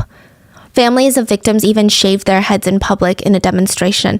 They just wanted to put their family members to rest. And the government just kept asking, so you want compensation? No, we want you to find our family members. Finally, the ferry was salvaged 3 years later. There were 9 missing passengers at that point, and only partial remains would be found in the salvaging. Many of the victims were put to rest 1,000 days after the tragedy. But by the end of October 2018, 5 people are still missing. 2 16-year-old students, a 57-year-old teacher, a 48-year-old father, and the 7-year-old boy, remember the older brother of the 6-year-old sister? They are still missing. The families of all the victims would receive approximately $177,000 for each victim lost, which is absolutely nothing. I mean, first of all, they didn't even want it in the first place, but it's absolutely nothing. 71 days after the Sewol sinking, survivors returned to school. And before the tragedy, the sophomore class of Tanwon had 325 students. Now there were 75 in that class. All 75 were provided group therapy as part of the class time. 10 counselors were brought in to be readily available. And students at Tanwon said, every student here knows someone who has died or has gone missing. Like, just imagine the depth, like the web of trauma left behind. One student says, our school feels so empty now. It's not an environment where we can study. I wake up every morning hoping it's a lie, but it's not. And I will say that when tragedy does strike, Korea is a nation that at least the civilians come together. The government, wow. But the civilians do come together in honor of the Sewol tragedy. All K-pop groups, every single one, stopped the release of all new music and promotions. The whole entertainment industry was at a standstill. Most industries in South Korea were at a standstill. There were no ads, no promotions for anything. And once the mourning period was over, BTS came back with a song called Spring Day, directly inspired by Sewol. The translated lyrics read, I miss you even though I'm looking at your photo. Time is a cruel thing. I want to go to the other side of the earth holding your hand. How long do I have to wait? How many nights do I have to pass to see you, to meet you? Until spring day comes again, until the flowers bloom again. Please stay here a little longer. Another K-pop artist dedicated his concert to a fan that had purchased tickets to be there, but she passed on the Sewol ferry. Shin Young-jae of Four Men finished and produced a song called You Whom I Love, and the song was written by one of the teenagers that passed on the Sewol. His name is Lee Da-eun, and he wanted to be an artist one day. He plays the guitar, he writes his own lyrics, and his idol, his role model in life was Shin Young-jae. After the Sewol tragedy, his parents reached out, just not really expecting anything, but he finished the song and performed it in honor of all the victims. The lyrics translated are, "To you who has suffered so much, you went through a lot, right? I want to hold you in my arms, and right now I hope you're dreaming sweet dreams. But we're sleepless at night thinking of you. I wish you could relax, but just know that I will always be here with you, right next to you." Many artists and idols wore yellow ribbons during performances to honor the victims. But I will end the very long video with this. A family member of one of the victims was asked, why do you think this happened? Why do you think the kids weren't saved? And he said, people ask that all the time. Why do you think they failed to protect the children? And I think above all, they just had no desire to protect the children. Golden time? All they did was lie. What are your thoughts on this case? And please stay safe, and I will see you guys on Sunday. Brookfield Police! The RP said there was a stalker.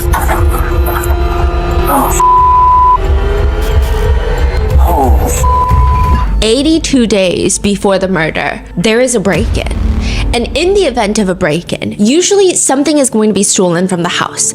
Most times, it's going to be whatever that is within reach and is the most valuable. Nobody is breaking and entering, risking jail time to steal a can opener and the remainder of your laundry detergent. They want electronics, they want cash, they want things that they can resell and make money from. This is a literal cash grab with a side of trespassing. That's what most break-ins are.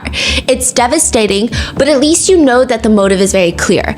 Whoever did this wants money, they're committing atrocious crimes to make money. But what if someone breaks into your house and they take something that is not of monetary value? They don't steal the $1,000 iPad that's in clear view, or the phone, or the car. They steal your journal that you write in every single day. It's not a password book. You don't have some sort of ledger for Bitcoin in there. It's just like your deepest inner thoughts, leather-bound journal that financially would fetch no more than $10 on the market resold.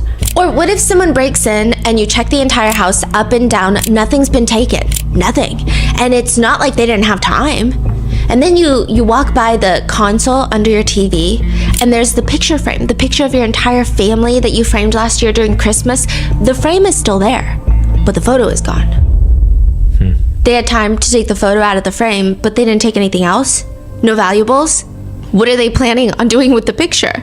Or you go upstairs to try and collect yourself. You're about to shower, and in the drawer, your hairbrush is gone. It's missing. Or maybe they take that one magnet that you have on the refrigerator that you bought during your first time going to Yosemite. What the hell are they going to do with that? Or any of these things. These are the things that will keep people up at night. It's not just like the random violation of someone breaking into your home, which is typically the only private place that people can truly feel safe. But it's the fact that you don't know who did it. You don't know why they did it. It's clearly not for money. Then what is it for? Are they going to come back?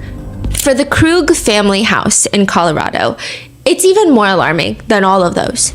Daniel Krug, the father of 3 kids and husband of Christine Krug, calls 911. Daniel's standing at the end of his driveway talking to the officer, and he's explaining, as I pulled in, I saw someone run out, jump over my gate, and take off that way. Like, he walked in on this trespassing, on someone breaking and entering. I didn't think to call you until my wife got home recently, and we realized the spare key that we keep in the garage isn't there. If someone breaks into your house and they only take the spare key, the only reason they would do that is to come back later. But to do what? Over the course of the next 82 days, it will be like the person who broke into that house never even left the house. Strange things are gonna start to happen to the Krug family, almost driving them to the point of being completely paranoid. And then finally, one of them is going to be killed in that very house. We would like to thank today's sponsors who have made it possible for Rotten Mango to support the National Network to End Domestic Violence. They are a nonprofit dedicated to ending relationship, workplace, and stalking violence. This episode's partnerships have also made it possible to support Rotten Mango's growing team, and we'd also like to thank you guys for your continued support. As always, full show notes are available at rottenmangopodcast.com. Today's episode includes mentions of stalking, DV, so viewer discretion is advised, and please take care, take breaks, and with that, let's get into it. When you read a lot of fiction books, there's going to be patterns that you're noticing. And it's not just like the tropes. It could be the 7-point structure, the hero's journey. Save the cat is like a popular one. It's the outline of the story. And oftentimes, I mean, I highly doubt authors are even using outlines like this. Save the cat? It's like a storyline. A lot of movies and books follow this exact point progress. It's like the progression of a story. Like third chapter breakup? Yes, like a third chapter breakup that I always complain about. It's like that. But like third chapter breakup is maybe more so a trope, but this would like fit into the whole from start to finish. There's almost like an outline of ups and downs. And it's very interesting. I think it's because humans are comfort creatures. We enjoy stories with similar journeys, similar endings. The point is, if you read a lot of bad fiction, you notice these frameworks. If you read a lot of good fiction, which most fiction is good, you won't even notice these frameworks because they either don't follow it to a T or they do it so well that it just feels like a brand new story in a brand new world.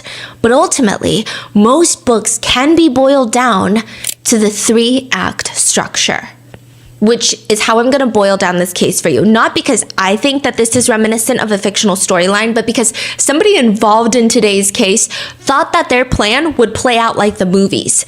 They even mention movies and fiction multiple times.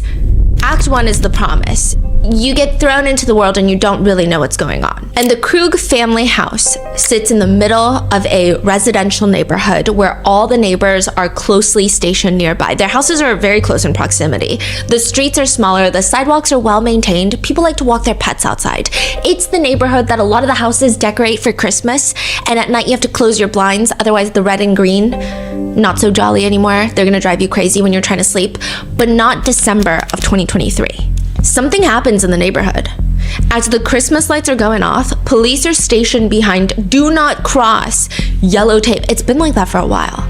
Eventually, a neighbor stops the car in front of an officer and asks, "Are we safe?" We live in the neighborhood. Are we safe? Neighbors are asking, "Are we safe?" I mean, it's a good question, considering in one of the houses that looks just like the others on the outside, it's like a regular, nice family suburban home, there is one family that is preparing for something. That's what it feels like. They have a whole gun safe filled with weapons, and there's schedules to go learn and how to use these guns. They have family codes. These are not just shared between parents, but with the children. Orange means caution, near normal operations. Red, high alert, limit visitations. Like they're talking to each other. Today is code orange, or right now it's code red. Yeah, or like certain activities are orange, red, nuclear, and they wrote it down. Okay. Nuclear means lockdown, separate locations, active threat. I think it is a pretty good idea to teach kids about active threats and what to do in case of emergencies, but the level at which this particular family is preparing, it seems like there is an imminent threat that they know about, not just like a potential what if. The whole family has to know, and they have all these thorough, well thought out plans on how to keep everyone safe. On a separate piece of paper, it reads, needs gun training, add walking lights, add fence lights, add outdoor cameras, add front door security, protection orders in place, trim landscaping for visibility, add extra security system, replace sliding glass door with regular doors. What are they preparing for? And do the neighbors know? Like, are they all preparing for the same thing? Why are all the neighbors scared too? December 14th, there is a wellness check being done at the Krug house. The officer goes to the front door to knock, and there's someone there, just standing in front of the front door. A woman in a big puffer jacket. Outside or inside? Outside. And she looks a little startled. Oh, I'm their neighbor, and they called me. They're like, can you go see if she'll answer the door? So a neighbor was asked to check up on the residents of this house too. And she's like, you got it from here. She walks off. The officer starts knocking on the door. Nobody responds. He peers inside the window. I mean, the rest of the house and the property, it seems completely normal. Is there police cam footage of these? Yes. Okay. According to his official report later, he's looking through the front door window. Nothing is amiss. There's no coffee table that's been overturned, no broken glass. There's nothing. According to his official report later, quote, everything looked orderly, quiet. I gave the door a loud knock. He He says that he thought whoever he's checking in on probably isn't even home right now, and he's about to drive off in the patrol car when he decides, I'm just gonna see if there's a car inside the garage to be extra thorough. The Krug family garage has those windows at the very top of the garage that let sunlight in, but they're so high up that you can't even really tippy-toe and see into them. So the officer walks back down to his car, and just when it seems like he's about to drive off, he drives his car right up to the garage, climbs on top of his car so that he can get up to a height to peer through the garage windows, and as he's balancing and peering through the window, he's shining a flashlight through, and according to the officer's police report, he says he very quickly sees a woman lying on the garage floor, and she is very clearly not moving. I got a female down. He says he quickly gathers the woman is very close to the steps that lead into the house. So she's not close to the garage door that slides up and down. She's close to the door that goes into the house. She has a winter coat on, the hood is pulled over her head, but her face is showing, so she's lying on her back, and she's really, really still.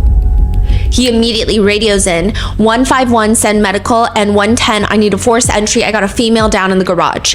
He runs to the front, kicks open the front door, books it to the garage. He's not even clearing the house. He doesn't know if somebody else is in the house. The first words to come out of his mouth when he opens that garage door is, holy shit, shit, holy shit, and it sounds like he's trying to calm himself down from the panic.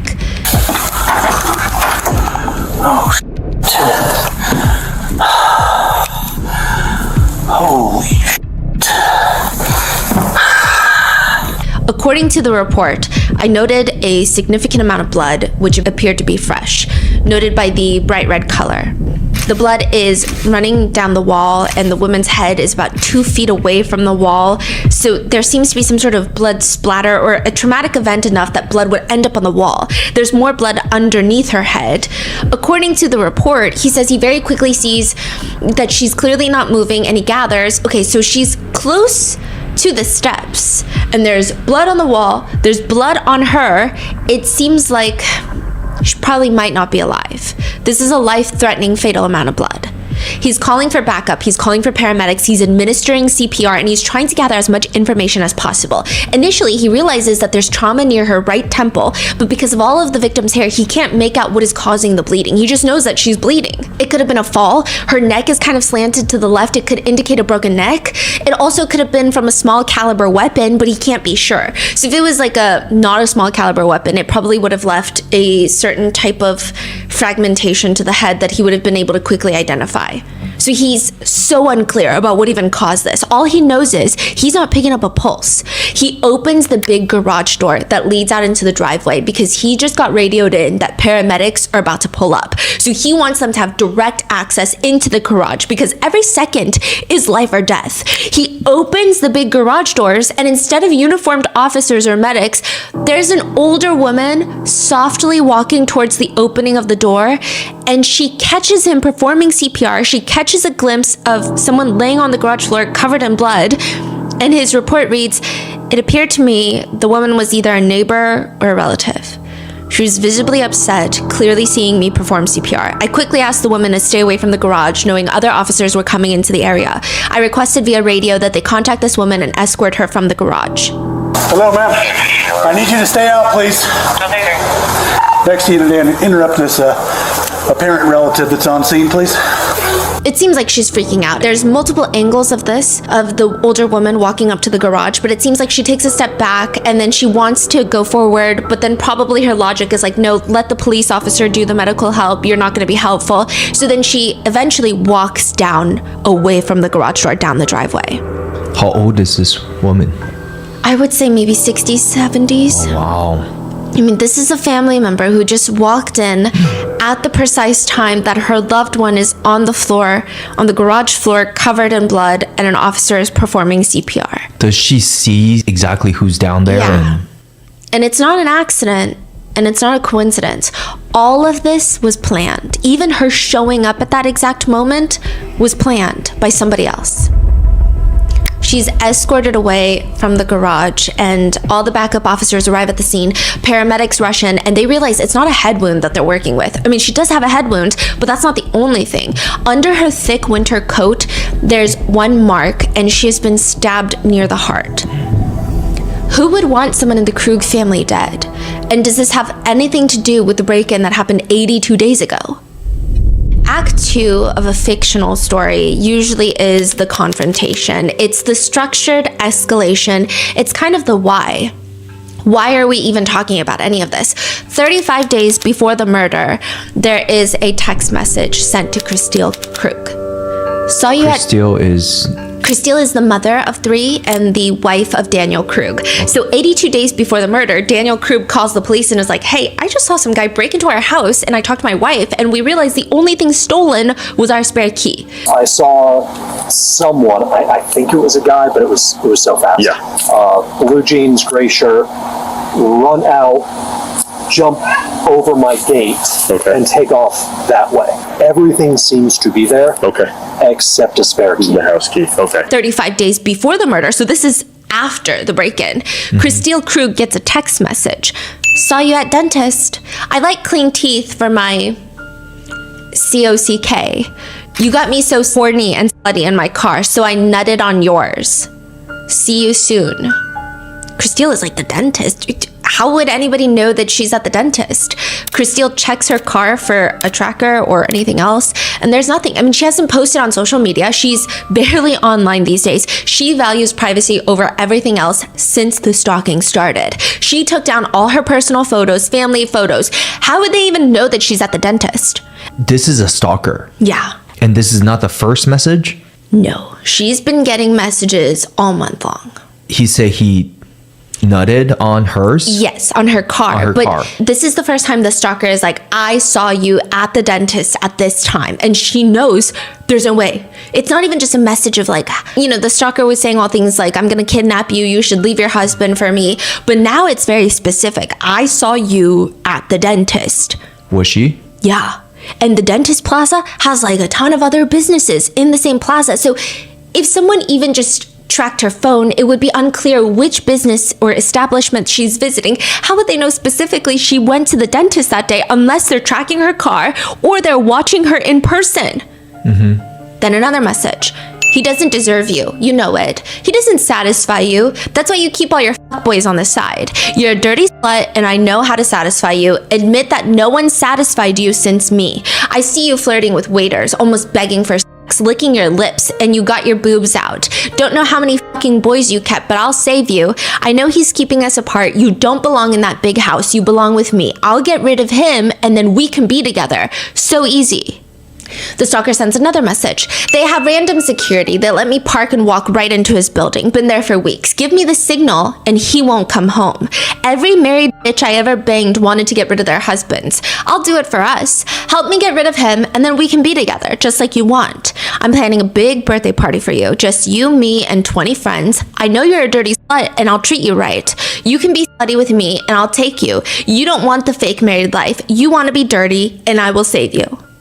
So these are all sent like separate times? Yeah. Halloween is probably the scariest message to date. It's a picture of Christelle's husband, Daniel, while he's leaving work. This your husband? Drives like slow old lady. Can't believe you want to suck his dick, but not mine. He needs to drive safe. Don't want to clear rubber hose in his tailpipe, does he? What exactly is the photo like? It's of Daniel getting out of his car going into the work. How far? Is it very close by? Really close. It's like if someone were to park nose in and then I were to drive right by and take a picture out my window. It's not from 5 parking spaces away. It's like if you're at a Trader Joe's and you're driving by one of the parked cars and you just stick your hand towards the passenger seat and take a photo. What was like the first message though that she received? Are you going to go over that? Yeah. Okay. Now, whoever the stalker is, they're now following the entire family. But how? It's like they have eyes and ears everywhere. How do you follow an entire 5-person family? 4 days later, a picture of a man's private parts come in with the question, what do you think? It's only escalating. And this all started October 2nd, 2023. So the break-in happens earlier than this, but the first message, the very first message comes in October 2nd, 2023. Christelle gets this. It's, hi, Christelle. It's Anthony. Hope it's okay I looked you up. I go to Boulder, Colorado, every few weeks, and I thought we could hook up. Christelle doesn't respond, mainly because it's like a really odd message from an old friend of hers. It's her old high school boyfriend. Christelle is now married. She has 3 kids. One of them, I think, is in high school now. Like 20 years ago. Yeah, who's thinking about their high school boyfriend from decades ago? It's not like they have the same circle of friends either. He knows she married a guy named Krug and they have 3 kids. Why would she even meet up with him? They haven't even spoken in so long. But the next day, another message. Are you there? You should say yes when I offer a pity fuck. Whatever. Saw your pictures, you got fat, but your loser husband won't fuck your fat. Just, you should kill yourself. That just second day? Yeah. But it's not just text messages. Emails are coming in. Your license plate expired. Gotta fix that. She checks. Her license plate is expired. You and your husband down to Eiffel Tower? Then the dentist messages, and Christelle starts feeling rightfully paranoid. But there's also nothing that indicates that somebody is following her. I mean, she's been tracking what cars have been on the street outside her house. All normal cars that always pass by, nothing abnormal. I would imagine that there's more than one exit out of the neighborhood, so if Christelle switches it up each time, then how would he even follow her out? Christelle calls an officer to the house to check out her car. There's nothing. There's no tracker. There's nothing. But they can't even do anything. Even though every day there's a new message, if it's not from the stalker, it's from somebody else. Like a text message from someone else, seemingly unrelated. Hi, saw your post on Ion Canto. Are you still looking for some men to join you? So I guess it's like a group text. Yeah. Christelle responds, can you tell me which ad this was for? About you wanting a train? I believe someone may have taken out an ad with my number. Could you share the link or the title of the ad, please? No response. Wow. The entire Krug family has this heightened sense of anxiety about all of this. I mean, the pictures, the stalking, the threats, it's just starting to become overwhelming. They try to track down the number sending the messages. It only leads them to other dead ends, and the stalker keeps switching numbers. Sometimes the messages would have thinly laced threats of kidnapping Christelle, killing Daniel. This seemingly very normal suburban family, the Krugs, they start changing their entire lifestyles. They have lockdown protocols in the house. They're installing cameras outside around the house. Christelle is getting a concealed carry license. She's learning how to shoot guns. Daniel, the husband, he's freaking out. Daniel's kind of a geeky guy. He's the type at work where if he has his work credentials on a tag that he clips onto a backpack, he will do these elaborate swirls in front of like the key readers, the key card readers, to hit his backpack on it rather than get like a retractable lanyard of some sort. And this is not like me trying to give you an analogy of his personality. I literally saw him do this. So it's like, that's what he does. That's the type of kind of geeky energy that he has. What does he do? He works for the Department of Public Health for accounting. He's an accountant? Yeah, for the government. During an interview with the police, because Christelle and Daniel have talked to the police frequently about this stalker. And what does she do? She is a bioengineer, but I believe that she is a full-time mom at this point. She was focused on engineering. Everyone that has spoken about Christelle says she was just like whip smart, so smart. Yeah. And like even the way that, because we FOIA had requested this case, the way that she was able to log each of the stalker's messages, I mean, she was methodical about it. She did not play games. She would have these ways of calming herself down. Even when she talks to Detective Martinez, which is the guy, the officer that's helping her with catching the stalker, she even tells him, like, she has folders. She's presenting all the evidence to him. And she's telling him, I know the whole point is to freak me out. So I'm trying to keep that in mind. So she's like logging all of these. So the police saying there's nothing they could do about this? The police have put out warrants for these cell phone companies to get extra data. But these cell phone companies, they're very sensitive about giving out any sort of information until it's too late.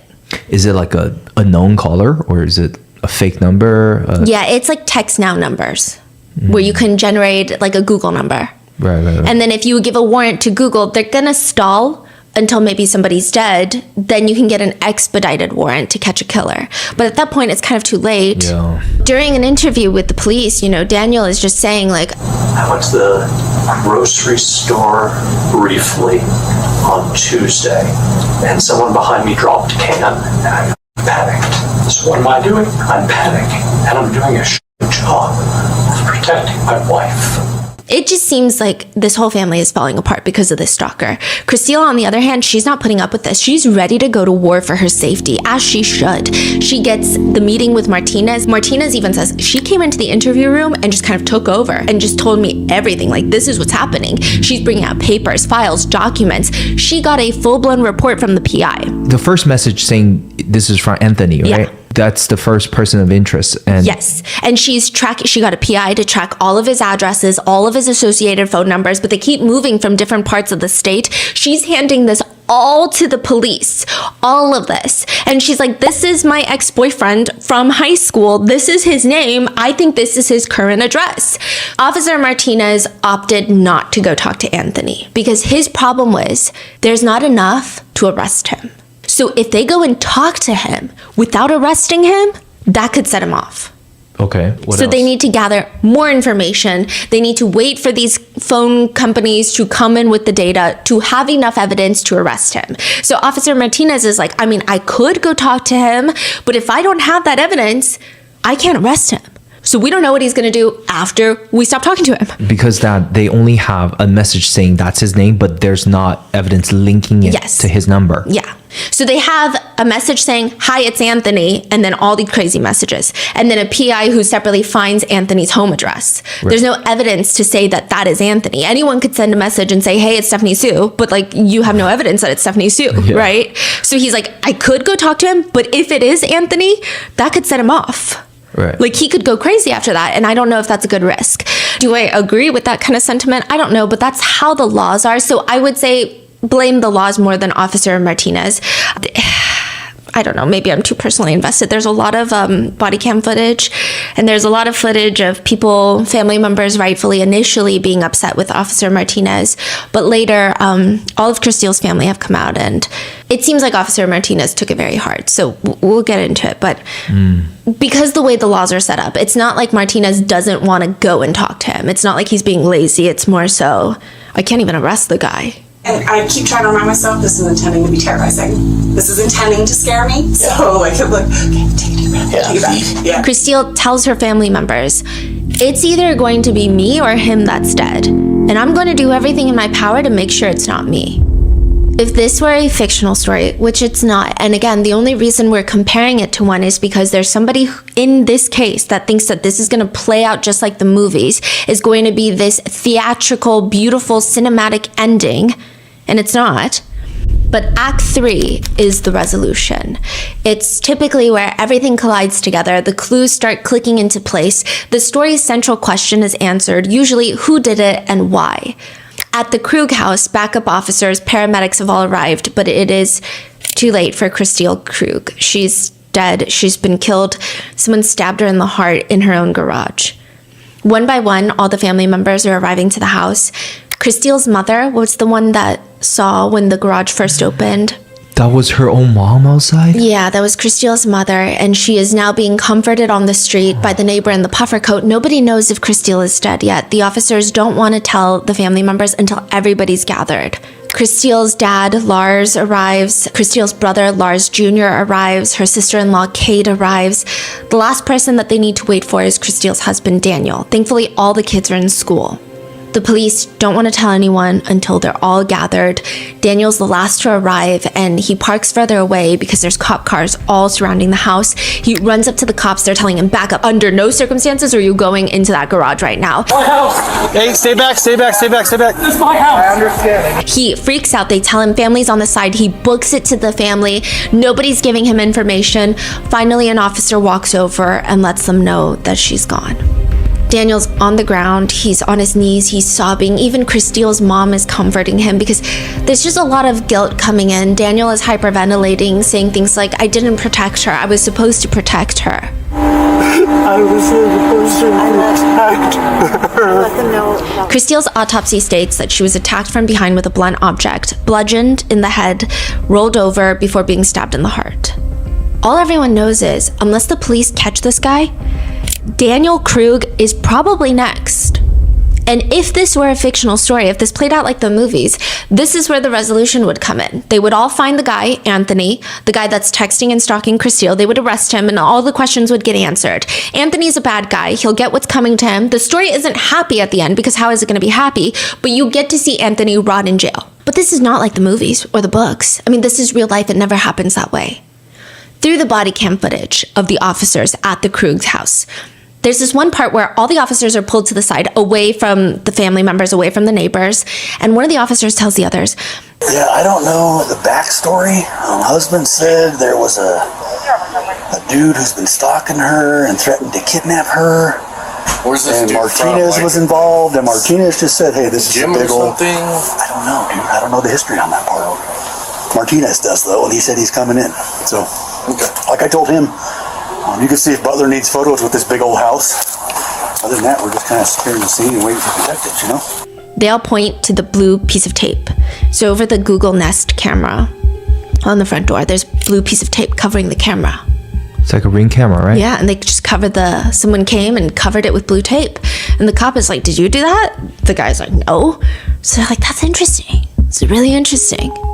The officer that first arrived at the scene, obviously adrenaline was rushing once he saw a woman down in the garage, but he said that when he kicked the front door, he didn't feel a lot of resistance. He doesn't think that it was dead bolted. Like maybe there was a lock, like the bottom lock, but it wasn't dead bolted. Maybe just the handle was locked.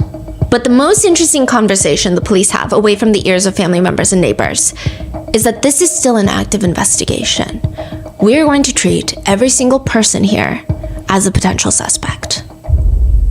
That night at the police station, Daniel, Christelle's husband, is about to leave after answering questions, along with the rest of Christelle's family. So they're all coming in for interviews.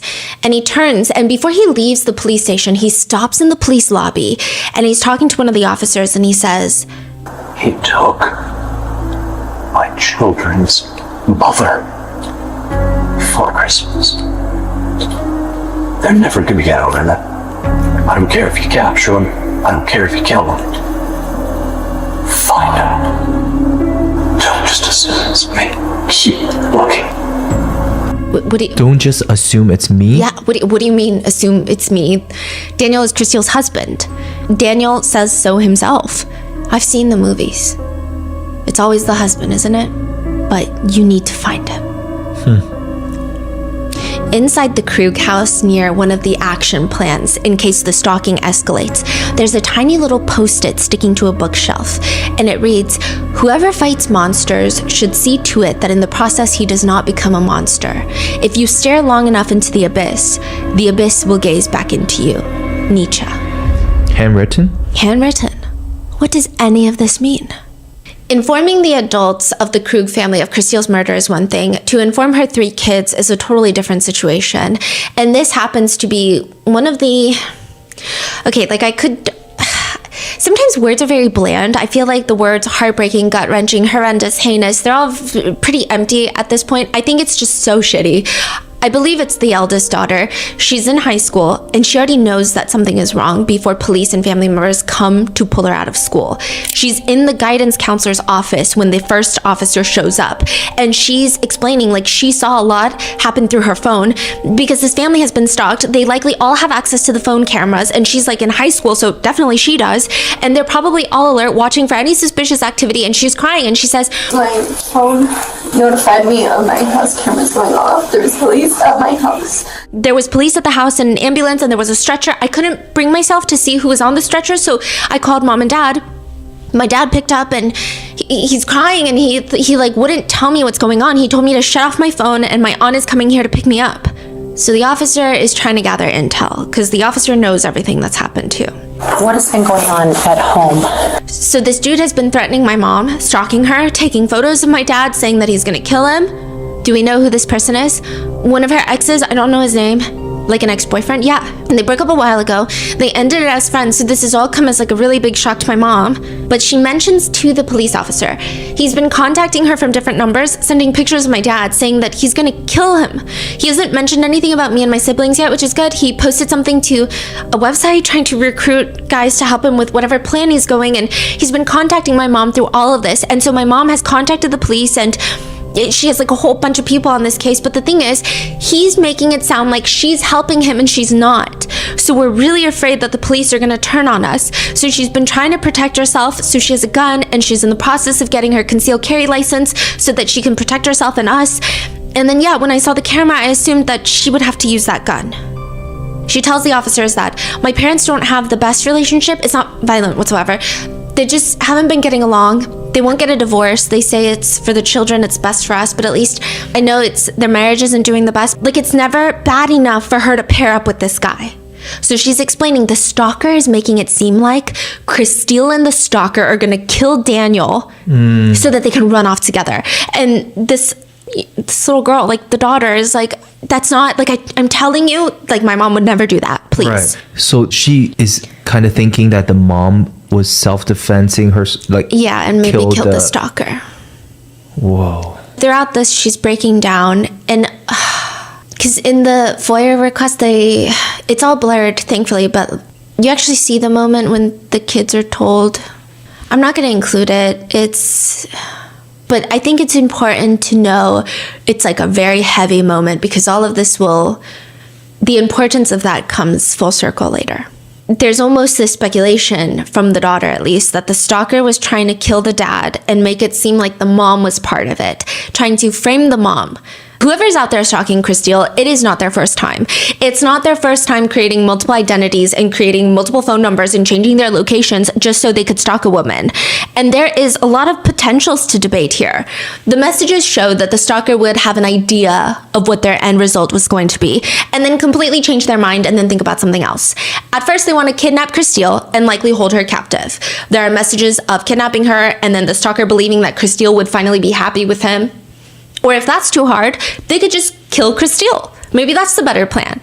Or how about they kill Daniel, Christelle's husband, and frame Christelle for it? That way Christelle won't have anyone. She'll have to come to him, her stalker, right? A nationwide arrest warrant is put out for Anthony, the ex-boyfriend, the stalker. And while they're looking for him, a woman named Carrie is brought into the police station. She explains the same exact thing happened to her during her breakup. I mean, this was a long time ago, so this was when she was in college, so like 15 years ago. And she says, I broke up with him a couple months into my freshman year, and he was pretty emotional. I would say sort of desperation would maybe be the word I would use to describe him after the breakup, of just kind of like, please don't do this, kind of crying, that sort of thing that I can recall. And then I started to get messages from his roommate. That person's name is Tom. And she starts getting these messages and quote, and I know Tom is real because they're roommates. If I called him, sometimes Tom would pick up the phone, and they had like a joint phone and a joint room. She says that Tom would message her talking about how her ex wasn't doing well because of the breakup and maybe was gonna be injured. But then turns out Tom isn't Tom. I mean, Tom is real, but Carrie says Tom's messages were being sent by her ex-boyfriend to try and push her closer to her ex again. They're not from the real Tom. They're not from the real roommate. The stalker also created other identities to try and separate her and isolate her from her friends. It kind of ruined her entire college life. Ultimately, all the leads led back to a public library.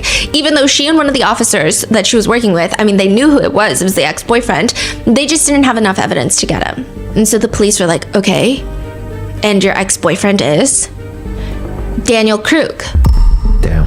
Like, what an idiot I feel like I was after all of this. Because, like you said, you can read through all this and go, well, duh, it's Dan, but when you're in it, you just become so, like, almost crazed by it. You don't know who it is or... So this lady, Carrie, right? She showed up by herself, or was she... Police brought her in Daniel's sealed records. There was an incident between her and him in college. And the police are like, what are the odds that Christelle was being stalked and Daniel has an ex-girlfriend from college that was stalked by Daniel? Oh, she was stalked. Yeah. She wasn't just... No. She got these threatening messages, weird messages from all sorts of people that were not the people they claimed to be. From decades ago. That's... Yeah. Wow. Now, the police, did they suspect him from the get-go, or was it... Well, how did they even go down that path? They suspected him the minute that he came into the police station, because it's like the the movies.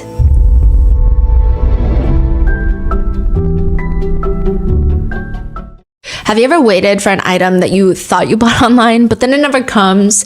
Every time a package was delivered, I would rip it open and then I'd be shocked. I'd be like, what? Why is this not here? To the point where I would go back to my email, try to figure out, hunt it down, why hasn't it been shipped?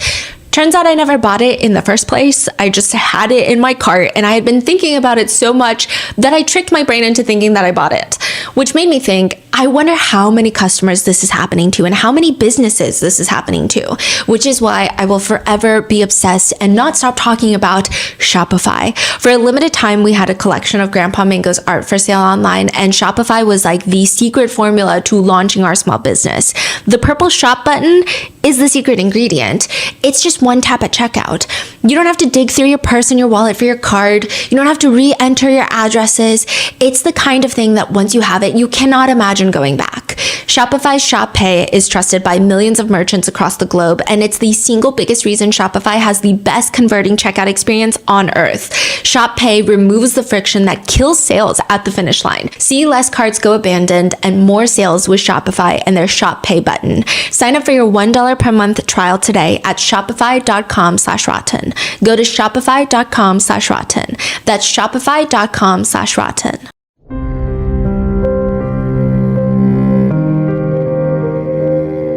A few weeks back, a family friend was rear-ended.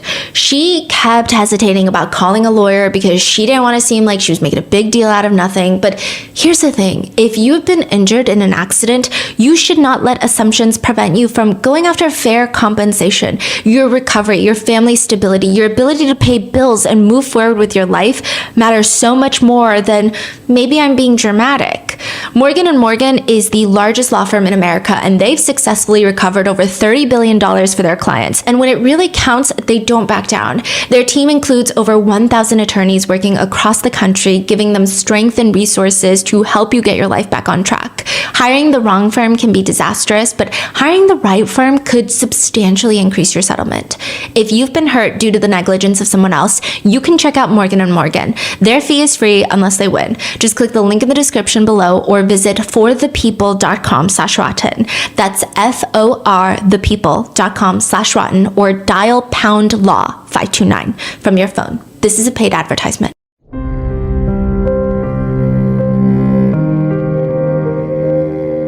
A lot of people will tell you that the smartest murder is the one that you have never heard of yet, because that's the whole point. It goes undetected. But a lot of people have been calling this case the smartest, most calculated murder in recent history. The months of planning, creating fake identities, using fake phone numbers, IP addresses, buying multiple gift cards, and it all falls apart with the acting. It's like a B-grade movie. It's like the type of dialogue that you really only read in a book. Daniel Krug thinks that the police are onto him. He thinks that they're just trying to look at him as the suspect. I mean, yeah, they're still trying to find Anthony, the ex-boyfriend, but they've also just spent hours interviewing Daniel after Christile's body was found. Hours. All the other family members were let out early. Why is Daniel the only one staying behind? They're asking him in-depth questions that can only point to them being suspicious of him, and when they finally let him go at the end of the night, Daniel's about to leave the police station, and he turns to the officers and he says, I want to decide who did this. Because I don't. You don't believe that? Fine. Just don't stop looking elsewhere. Focus on me. Okay? I'm f***ing did this. Are you married? With kids? Divorced? Right behind you. I don't care if you capture him. I just want the f***er to pay. He took my children's mother for Christmas. They're never gonna get over that. And with that, he walks out of the police station. It's like straight out of a James Patterson novel. Nobody talks like that in person. Nobody whispers like that in person. It's very odd. I also think that we as people recently have given too much grace to the phrase everyone responds to grief differently. It's true. I think it's very true. But some things, if they are sending your radars off, if your gut is saying, okay, this is so bizarre. It's not even just like, oh, I probably wouldn't behave like that if I were grieving. But like, wow, I'm so shocked and thrown off by this. I don't think that we should all just chalk it up to, well, everyone responds to grief differently. The police have a theory now.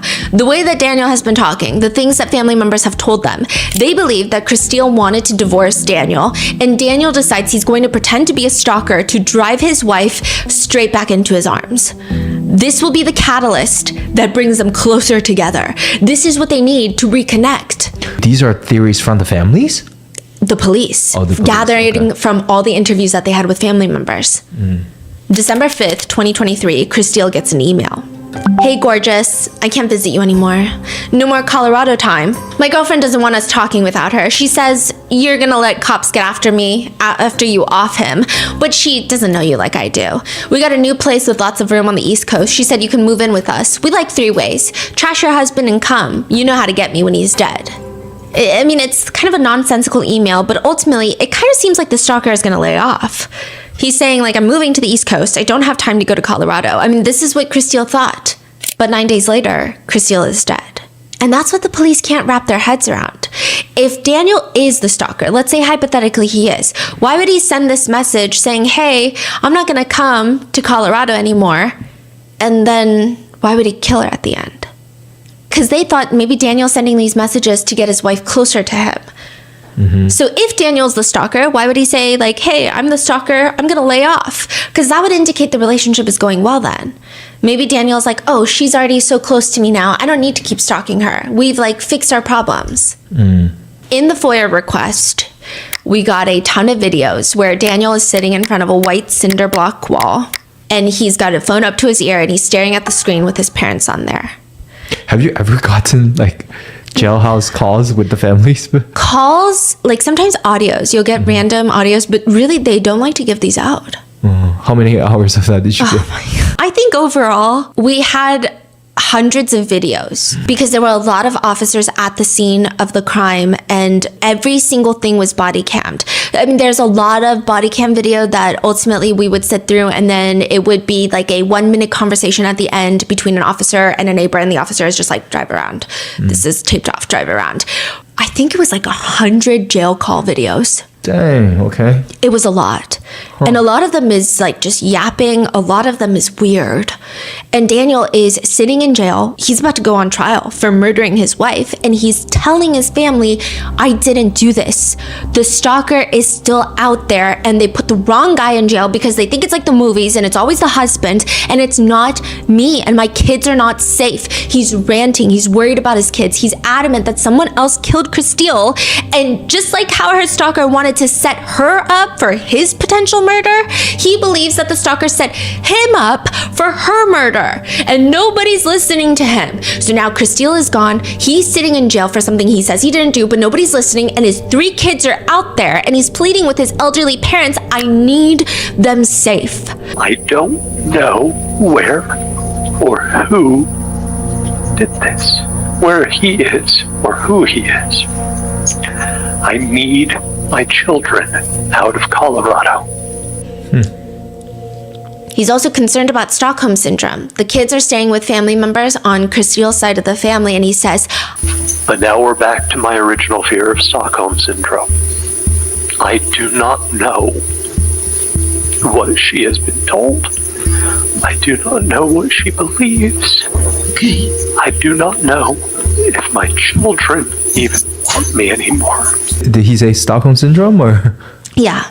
Like what in what context? Like they're gonna get Stockholm Syndrome with Christelle's side of the family and just believe whatever they're saying.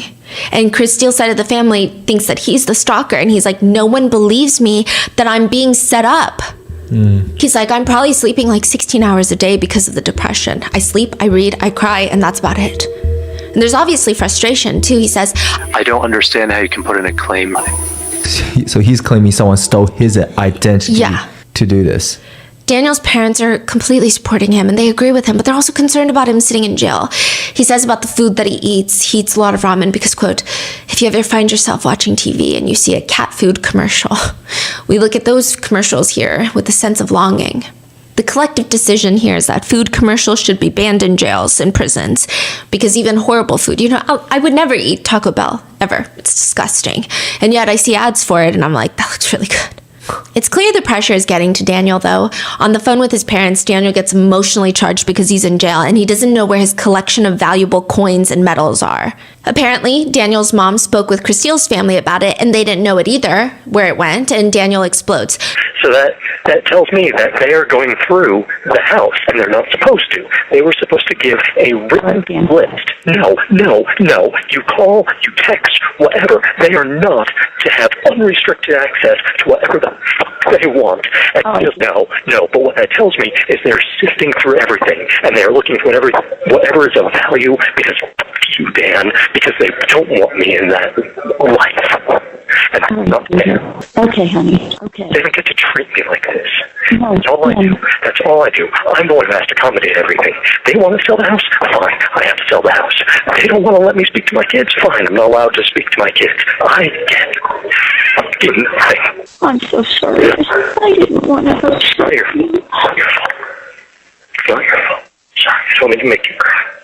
Stop. I just wanted you to hear my arms and hug you. And mom is like, I wish I could make it all go away, Danny.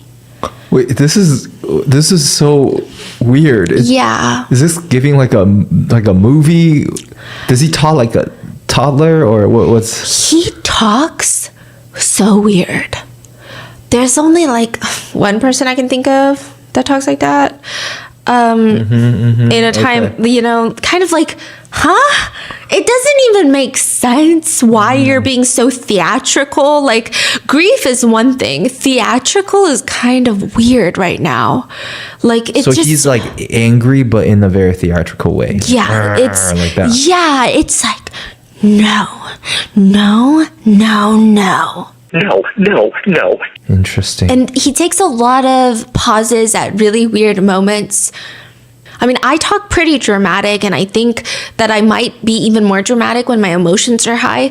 But the way he does it is not like a sense of dramatic franticness of like, I'm freaking out, so I'm gonna freak out. It's like very like pauses and almost like there's an audience. Maybe like he's trying to hold it back.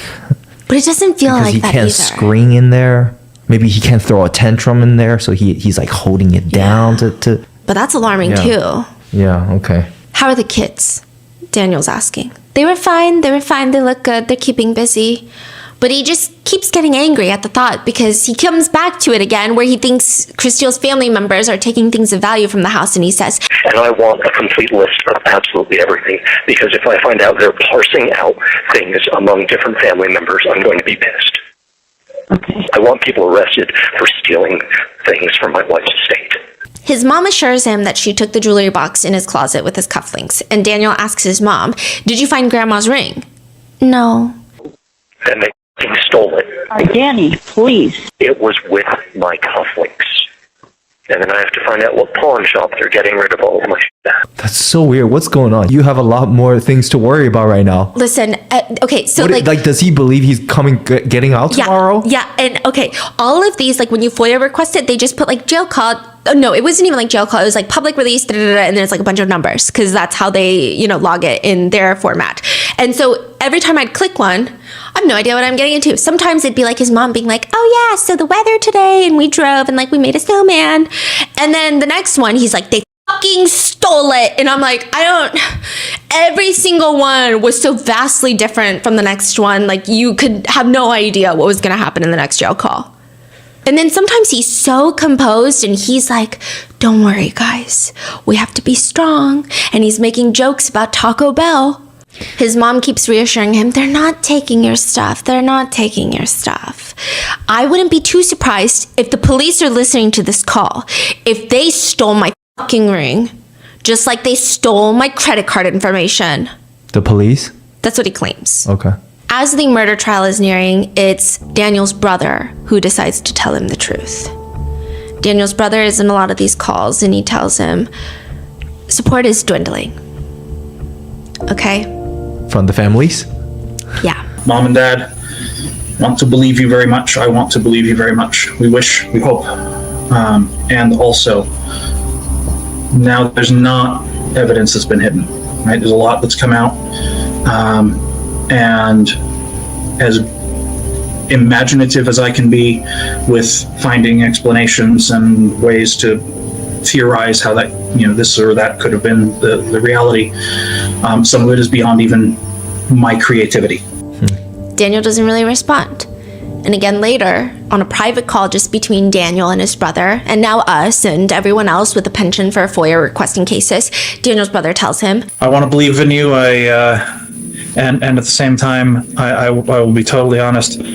I, from the beginning, have not really ever cared one way or the other. I do not want to see you where you are. I do not want to see you where you're going, regardless of the situation and how it arrived. I don't want you there, and don't really care about guilt or culpability or anything like that. So he's basically saying, like, you're my brother through and through, and that's how I've been since day one. However, the situation got to where it got to. My concern now is your support is dwindling fast. The forensic stuff, the digital data is really tough for everybody to wrap their head around. Like I said, even I have to go through some fancy gymnastics to counter everything. It needs some story around where phones came from, where gift cards came from, whatever, whatever that may be. You don't have to tell me anything here. I realize that you can't say things on this line, so that's going to be how that is. But I figured I would tell you that. I'm not sure if you're going to get to talk to Mom and Dad again before they move you down into the purgatory spot, and then you're going to be there for a month. My main concern right now is Mom and Dad are on the brink of financial ruin and bankruptcy. They took out probably about 120 to 150K to pay legal fees, and none of that has been repaid to them.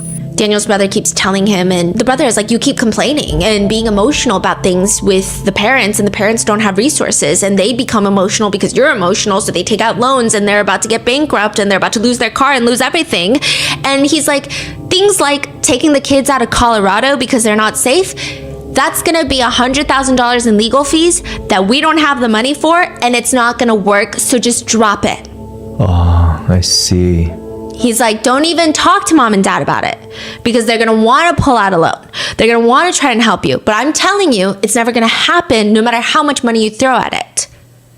There's also another moment in this very jail call, which I didn't want to interpret, but the brother, he says like, see, and I don't know if I'm dense and I'm dumb or something, but he says something along the lines of like, at some point, we're going to have a conversation where you just tell me yes or no. And it was like so out of nowhere. And I'm like, are you going to ask him like a series of yes or no questions, right? Like, I don't know what that means. And then Daniel cuts in and he goes, yes. And then they hang up because the 17 minutes are over. Every call is like 17 minutes and 15 seconds. In the future, we may need to communicate, you and I. I want you to look at me for a second, real close, and say, yes. Yes. No. Yes. And no. At some point in the future, we may need to interpret that thing as that. What do you think? I think he's asking if you did it? Yeah. So that yes sounds like he's telling him yes, or he sounds like, okay, yes, I agree to that. Yes, we can do that phone call later. Or yeah. So it's like, can be interpreted in both ways. Mm-hmm. But he's still sort of supporting him, or he's just kind of... From the energy that I get from the brother is he's supporting his brother, but I think it's more so out of support for his parents. I don't think that makes it any better. Mm-hmm. And what's the parents? You think the parents is in denial? Yeah. The mom is totally in denial. Like, my son could never? Yeah. Wow. Yeah. But I also think that there are times in the phone calls where I'm like, ooh, like these are just... Like, I can see why he has these anger issues. Yeah. Because the way she's like, oh, I didn't mean to upset you. It's like, who cares about upsetting him? His whole life is about to go down like the shitter. Are you like, we can talk as adults. Yeah. That makes sense. I mean, you're too old. You got to get your emotions in check. Like, we can't all tiptoe and be worried about upsetting a grown man who's in jail about to go on trial for murdering his wife. Yeah. There's just a lot of red flags in Daniel's story, but even just the way he talks about Christy Lynn the stalker, it's like straight out of a movie. Before his arrest, when he's being interviewed by officers, and these are all the things that are setting off the officers, they reference the stalker as the stalker. They're like, okay, so when did the stalking start? When did the stalker come into play? But Daniel, in the midst of his wife's murder investigation, he keeps correcting the officers. We call him Kickman. And he's always whispering. You call him what? The stalker. We call him Kickman. Okay, why do you guys call him Kickman? Because Christy was gonna kick his ass. Yeah. Kickman. That's what we call the stalker. What? It's a lot. The police just want to know what happened. They're gathering intel, and some of it is just not adding up, and his behavior is really weird. I would imagine any spouse in their right mind in the interrogation room or the interview room would be like, okay, let me break it down. This is the day that it started. This is what we have gathered. If you let me go into the house, or I can tell you we have logs of the stalking, like, we just need to find this killer, instead of like, we call him Kickman. But the most interesting thing is, Daniel says that he first found out about the stalking in November. And this is when the police were like, wait, what? Hold on. Because Detective Martinez knows that the stalking started October 2nd. Yeah. Why would you not know for an entire month? The officer asks, why do you think the month gap before she told you? I'm sure she has mentioned to you that she and I are going through a rough patch, kind of on the rocks. So probably didn't seem that pressing until it was. So he's explaining that Christine didn't tell him about the stalking until a picture of him was sent to her. So now she's like, okay, well, your life is kind of on the line and like maybe your safety's at risk. So let me explain what's been going on for the past month. There were mentions, obviously, that Daniel and Christine were not in the best part of their relationship, which a lot of parents raising 3 kids would say they've probably seen better days. But to not know that your wife is being stalked for an entire month, you have to be probably on not even speaking terms in order for this to happen. Even if she didn't think it was that serious for a month, she would have brought it up as like oh my God, something so weird happened today. How bad exactly was their relationship? Right. Christine's parents are brought in hours after her murder to give formal interviews. They were all really close. Christine and her dad would fix classic cars together, so they had this hobby that even as they grew up, she was always just in his garage. They have this like retro diner set up in one corner of his garage, and it just looks like a dream auto shop. She would sit down while they would take a break, and he explains that she did mention that she was being stalked by the ex-boyfriend from high school. And both Christine's parents, they remember Anthony back from when they were dating. And they say he was always very friendly, very courteous, always had good manners. I mean, yeah, like it was in high school. Okay, people who knew them say their breakup was very high school. It wasn't even petty. They both worked at JCPenney. The whole breakup was because Christine was very much into academia. Like, she had a strong vision for her outlook in life. Like, she wanted to pursue engineering in college. She wanted to go that route. Meanwhile, Anthony didn't really know if he even wanted to go to college. He was still figuring things out.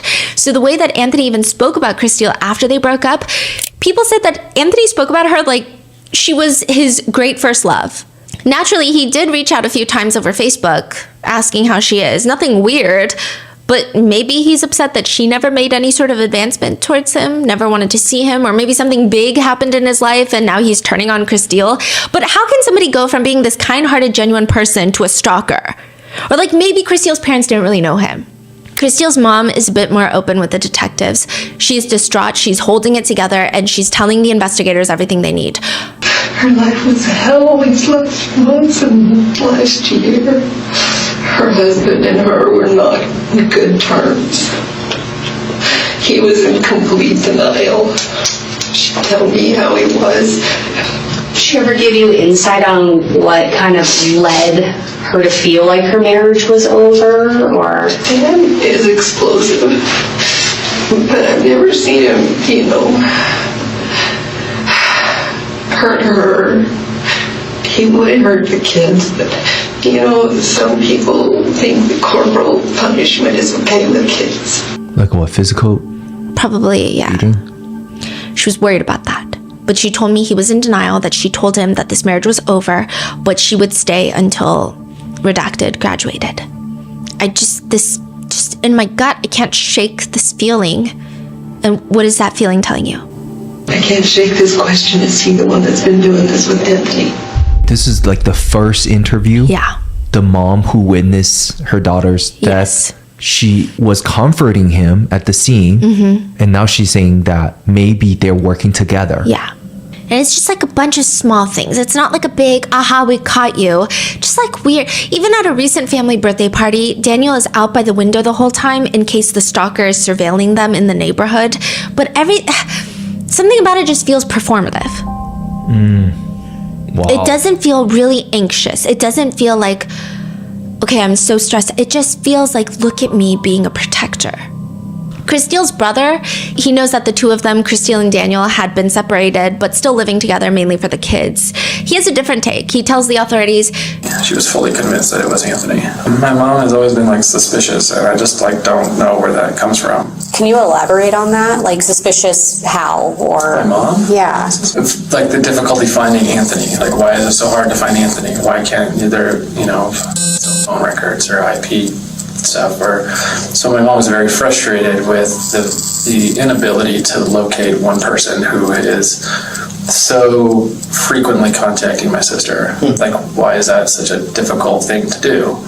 So my mom had that frustration, and so I think her mind starts to wander towards conspiracy type things, right? Of maybe it's the husband, or maybe it's Dan, and I don't know. I don't see it there just because, I don't know, Dan just seems so incapable of doing something like that to me. Why do you say that? I don't know. I talked to him, and he was very concerned about getting his family together and talking about being vigilant but not paranoid. Other members of Christile's family were interviewed, and one of them says something very interesting. He says that he never liked Dan from the first moment that he met Dan.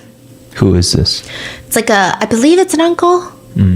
And the officers are like, why? And he's like, there are two words I would describe. Slick politician. I don't trust a single thing he says. Yeah. Christile's sister-in-law, Kate, is asked by the officers if there was something about the stalker, anything that she thought was notable, and she says, I know that Christile was very concerned and worried about this guy, and I just always felt it was there was something weird about it, but I can't put my finger on it. I feel like she had said that it was this Anthony guy, that it seemed very different than past behavior in him, that he was never sexual in the past, and that these were very hyper things. And so I think even at one point she was questioning whether it was actually him. Daniel himself has told officers during his interview, I had her as a partner to protect the family, but it didn't feel like a partner who valued me. I told her I didn't want to die for someone who didn't care about me anymore. He said that he just wanted Christile to say, I do care about you, but she didn't, and he was really hurt. Officers are finally able to locate the high school ex-boyfriend, Anthony, and he's 8 hours away in a different state, at home, on his couch, drunk. The officers tell him, I'm going to ask you a couple of names and see if you recognize them, okay? Have you ever heard of the name Crystal Krug? She may have been Grimsrod when you knew her. Yeah. And do you know a Daniel Krug? No. No? How do you know Crystal? She was an ex-girlfriend. She's an ex-girlfriend? How long's the ex? How long ago? 1999. Oh, so like a long while ago. She was my very first girlfriend ever. Oh, okay. Yeah. When was the last time you talked to Crystal? Has it been a minute? It's been a minute, yeah. Since you moved from Durango? Yeah. Yeah. So that would have been back in 2014? Yeah. Have you had any contact with anybody in that area since? Anybody, or have they contacted you at any time? No. It's pretty clear that Anthony is at least appearing drunk and confused. He probably is drunk and confused, but what cannot be faked or confused is the fact that Anthony has an airtight alibi. That morning he had gone to Kohl's and bought a sweatshirt, and he's seen buying the sweatshirt and he has a receipt for it, and he's wearing that sweatshirt right now. And there's no way that he could have driven to kill Christelle, then driven back in time to buy the sweatshirt. There's also no way that he was on any sort of flight or Amtrak train, nothing, which means unless he knows how to teleport, Anthony could not have killed Christelle Krug, just as police suspected. Which leads to Daniel being in the back of a police car, handcuffed, and an officer asking him, quote, "Hey Dan, do you want me to tell your kids that you killed their mother, or do you want somebody else to?" Okay. All right. Good luck. That's really crazy to say. I mean, I guess they're arresting him for murder, right? Yeah, I think, okay, I don't particularly think that the cops were doing like a spectacular job. I think that they were doing their job, what the taxpayers pay money for. But I will say they seem very fed up with Daniel. I think it's all of his acting and all of his like, I was supposed to protect her. I see. Yeah. The hours leading up to Daniel's arrest are also very interesting. There's a few key moments that investigators are very suspicious about, aside from the physical and forensic evidence that they get later on. But the first one is, when Daniel is first called into the police station, he's in the interrogation room and Detective Martinez comes in, because Detective Martinez is the one that has been helping Christelle with the stalker, aka Daniel. And Daniel is like hunched over on this blue couch and he's like, I didn't protect her. It's not your fault. I was supposed to protect her. And Detective Martinez said that he was looking at Daniel and he realized he's sobbing, he's whispering, he's doing all these things, and not a single tear. So he starts questioning Daniel, not even going after him, but just asking him normal questions one would expect. And Daniel constantly keeps his pitch at a whisper. It's always like, everything hurts. I don't feel anything. I have two different voices going through my head right now. I have my brother Matthew. Yeah, I've mentioned him. He's the sheriff's lieutenant. And I have his voice saying, talk to the police. And typical cop fashion, he married a prosecutor. So I have Lynn's voice in my head going, get a fucking lawyer. That is crazy. His brother is a cop? Not the one that he's on the phone with, I believe. That's a different brother. Oh. So his brother's a cop, his sister-in-law is a prosecutor, and I mean, the fact that he mentions this very early on in the interrogation is definitely a very soft way of saying, I might lawyer up whenever I want, so I would tread carefully, is the vibe that he gives. Or maybe he's trying to say, hey, I'm also, my brother is a cop too. Yeah. Hello. Yeah. And so he just has all these like weird moments. He also tries to hint that Christelle would be out of the house for a really long time. So he's like trying to make it seem like Christelle was suspicious. And I just want to say, and I say this every single time, if an investigator ever asks you, what do you think happened in this crime? Who do you think did it? I just want you to know that investigator thinks you did it. And Daniel is asked and he responds, so in my brain, the story that I have is someone came to the door. Maybe she went outside to get a package, and they must have come in. She's a fighter. She's strong. She would have fought. And again, it's like the movies. It's like, that's not the question right now. Like, you're trying to figure out who killed your wife. Why are you saying things like, she's a fighter? She would have fought. At one point, when the police are leading him out, he's like, I just need to know what to tell my kids. Did she fight? Because she's a fighter. Again, it's just bizarre. Who do you think killed her? I think it's Kickman. I think it's Anthony. What if I told you that we had already spoken with Anthony and there's no way that he was in town today? That I have nothing. I'm terrified to bring my children home. What are you terrified of? If it wasn't him, who was it? If you were watching these facts unfold in front of you in a movie, what would you say happened? There has to be someone else. How was his performance, I guess, when he first came to the scene or found out that the wife is killed? When he is in front of the house, that's the moment where I would say we can't really judge grief. I actually had like a whole thing about this while I was watching the footage because I was comparing and I was like, okay, I don't know who would have a harder time because he is much more distraught than Christelle's mother. And I was thinking, okay, does that make sense for the spouse to be? I guess it would. And I was having all these different thoughts in my head. I would say when he gets to the house, he's on his knees. He does keep saying things like, I should have protected her. I was supposed to protect her. I was supposed to protect her. I think at that point, it's kind of believable. I don't know if that's how you would behave, but I think that's like when the applicable term of, well, everyone responds to grief and shock differently would apply. I see. So you're saying that it looked like in hindsight, it was very theatrical, right? Very in hindsight. Because then I was also trying to think, right? I think I am probably the most theatrical person that I know in terms of like, I am dramatic with my words and I like, and I laugh loudly and things. But I think when shit comes down, I would be very alert of like, okay, let me process this. I would jump into action. Yeah. So I thought it was weird that he was so on his knees and saying I should have protected, when it seems like the rest of the family are like, okay, what are we going to do? We got to figure things out. The kids, we got to worry about the kids. It's not just us. Like, obviously there's grief, but there's also 3 kids that we have to take care of, figure out their safety. Like, so there's a lot. In contrast, you're saying that he is more in that, like, oh my God, versus other people kind of had their shit together. Yeah, I think like in that moment, I would probably have my shit together and then fall apart later. Because it's like, okay, especially when you factor in the 3 kids. Yeah. But in hindsight though, now we know this is his choice of performance. Yes. Like he thinks this is the most believable reaction to give.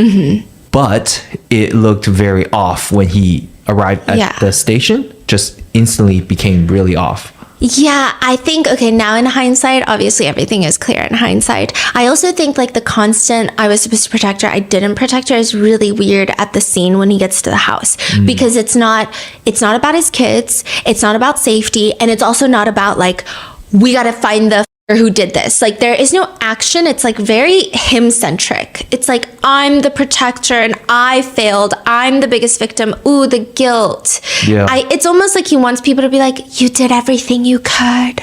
Yeah. Okay, so there is a blonde woman next to him who's comforting him more than Christelle's mother. And she is the victim advocate that was called to the scene. Her name is Heather. She's interviewed later. And she says, at that moment, it was fine. It's actually when she gets in the car with him, driving him to the police station for the interview, she thought it was weird. Really? What happened? Yeah, she said that he was like slumped over in the passenger seat, like in a fetal position. Again, kind of weird. Again, maybe it's just me being like, couldn't be me, but it's just weird. She said most people ask questions. Yeah. They're like, what do you know? What happened? Like, they're like a mess, but they're still trying to gather information. And maybe it's all over the place because they're a mess, but it's not just like, I'm so sad I couldn't protect her. It's like, what happened? Tell me what happened, right? Yeah. There's none of that. He's not asking questions. And then she just feels so weird about it. She said she has this gut feeling where at one point she was like, did you do something? Really? And then she is like, oh my God, I'm such a shitty person. She's like, what's wrong with me? Like, this is a man who just lost his wife and I'm over here, like, what am I doing? Like, I'm watching too much Dateline. Like, what's wrong with me? And she's like, okay, I gotta get it together. Wow. Like, this is not okay. I see. But she just had this like weird gut feeling where just like some things are off. And she probably been doing this, right? Yeah. Meeting a lot of victims and... Yeah. And he keeps trying to seem like really confused all the time. Like even when the cop is like, oh, can we see your phone to see the house cameras? It's like lots of like, oh, where did I put my, oh yeah, here's my phone. Okay, let me try to unlock it. Like it's just like this really performative, trying to seem harmless. Also, I thought it was weird that at the crime scene, he never asks about the kids. I'm not a parent, but I think my first reaction, like, God forbid anything happened, if there are children involved in anything, I'd be like, where are they? Are they fine? Like, who's going to get them? Like, we got to figure out something. But he's the dad, and he's not even like, are the kids okay? Like, where are the kids? Are they safe? How do we know they're safe? Yeah. He doesn't appear emotional during the interview. He just looks slumped over as time progresses. And the officers are like, help me make sense of this. I know I'm not the one who does this. I get the narrative you're putting together, but it alleges that I would do this to my children. There's, like I said, footage of him telling his children what happened. So all three of them are brought into the police station. They're pulled out of school. And he is asked, do you want to tell your kids or do you want us to tell your kids? And he's like, I got to tell my kids. So he sits down with them, he tells them, and they are like incredibly, there's not exactly a word that I would use to describe it. I think distraught would be a very simple word, but I just don't really know. I mean, one of them seems like she's in high school. The other two seem pretty young. And what did he say? He just say that you're... Again, very theatrical, like, she's gone. She's not coming back. And there are like some speculations I saw in some comments of some of these videos circulating where some people think that maybe the eldest, because the whole thing is blurred, but you can still kind of see bodies. Maybe the eldest had an inkling because they seem the most standoffish from the dad, but he's just like comforting them, and it's just... And they're just like, what, scream crying? Like, yeah. And how is he comforting them? Just patting them? Yeah. Wow. I love all of you. Like, I wouldn't even want to bring this up or even talk about it, but I think the whole point is the fact that he would do that to his own kids. It's like less about, oh, look at the kid's reaction. It's more so like, look, hear the things that he's saying to his kids after he did it. That's so sick. Now, you think about that. He chose to give that information to the kids. Yeah. If he really cared, obviously he wouldn't commit a crime, but then also he probably would not have the guts to even see that. Yeah, but he doesn't. And the police are saying, like, I think ultimately you thought this would bring you closer to your kids in your mind because now you're all the kids have. The officer tells Daniel exactly what they think happened. They think that Anthony has reached out in the past to Christelle, and maybe Daniel has gotten jealous, even though she has told him multiple times that she's married, and he backs off. And this was, you know, back in 2016 was probably the last time that he reached out. He did ask if she wanted to have intimate relations. So maybe you had a question about infidelity, whether it's with Anthony or anybody else. Because why would Anthony randomly ask about having intimate relations if they hadn't had intimate relations? Like, they're trying to be on Daniel's side. And so, you know, you might create an account to see if Christelle's actually interested in Anthony. So you ask, you push, she doesn't respond. And then you're just trying to confirm your suspicions of infidelity. You don't get the response and the openness that you once did. And you think that, well, maybe if I keep doing this, she's going to come closer to me because she's so scared and she has nobody else. So you amp it up a little bit. And then you even send a photo of yourself in the account that you created. Daniel is asked again, like, if you were watching these unfold, what would you say happened if this were a movie? There has to be some unknown. I'm analytical at work, and I read and write fiction at home. I don't do crime drama. I don't know what any of this. He writes fiction? He's a writer? Mm-hmm. Huh. But for a month, Christelle doesn't tell Daniel what's happening, so he amps it up by sending that photo of himself. And that's when Christelle tells Daniel about the stalking that's been happening. And he keeps amping it up. Christelle is still over it. She's like, I don't want to be in this marriage anymore. I want to get a divorce. And the police wrote in their report, there's like a 700-page report that we come through, but Christelle told somebody in the family that she has a photo of bruising on one of the kids that she is going to use against Daniel in a custody case. And then she also told a friend that she confronted Daniel because she was starting to feel as if Daniel was the stalker. So the police believe that not only does she have some sort of evidence against him in the custody case, she's about to out him to everyone publicly, to their family members, maybe even to the police, that he is the stalker. He's going to lose everything. And so he kills her.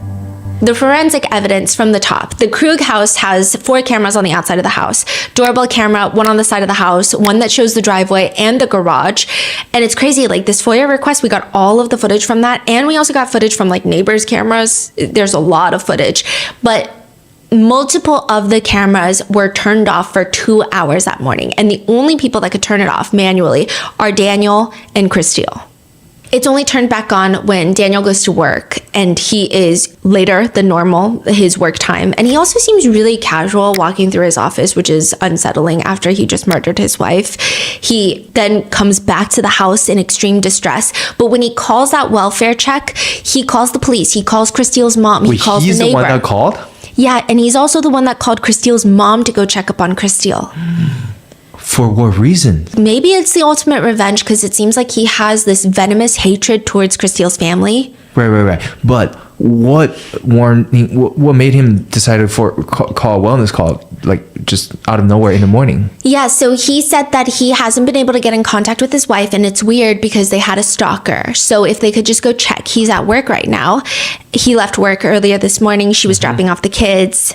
He called the neighbor, the mom, and the police. Mm-hmm. And he's like, it's probably nothing, but like just in case.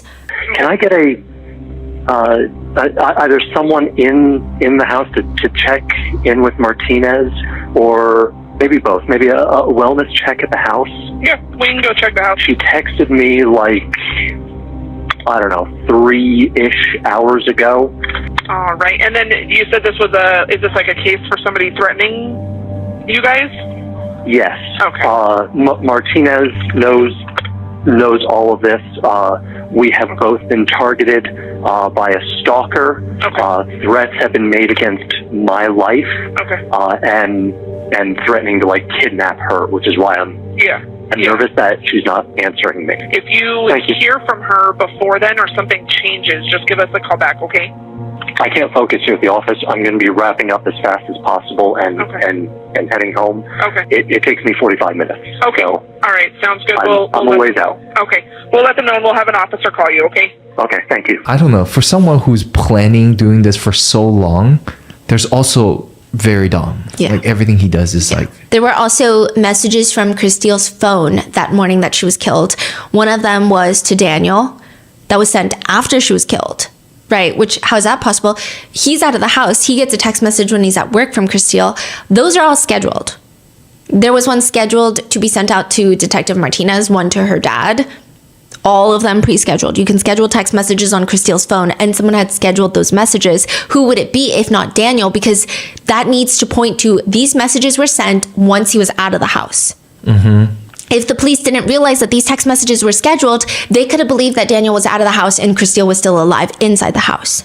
Then you factor in some really dumb stuff. The day before Christiel's murder, he's Googling how long, at least he spelled how correctly, but how long can you be unconscious without brain damage?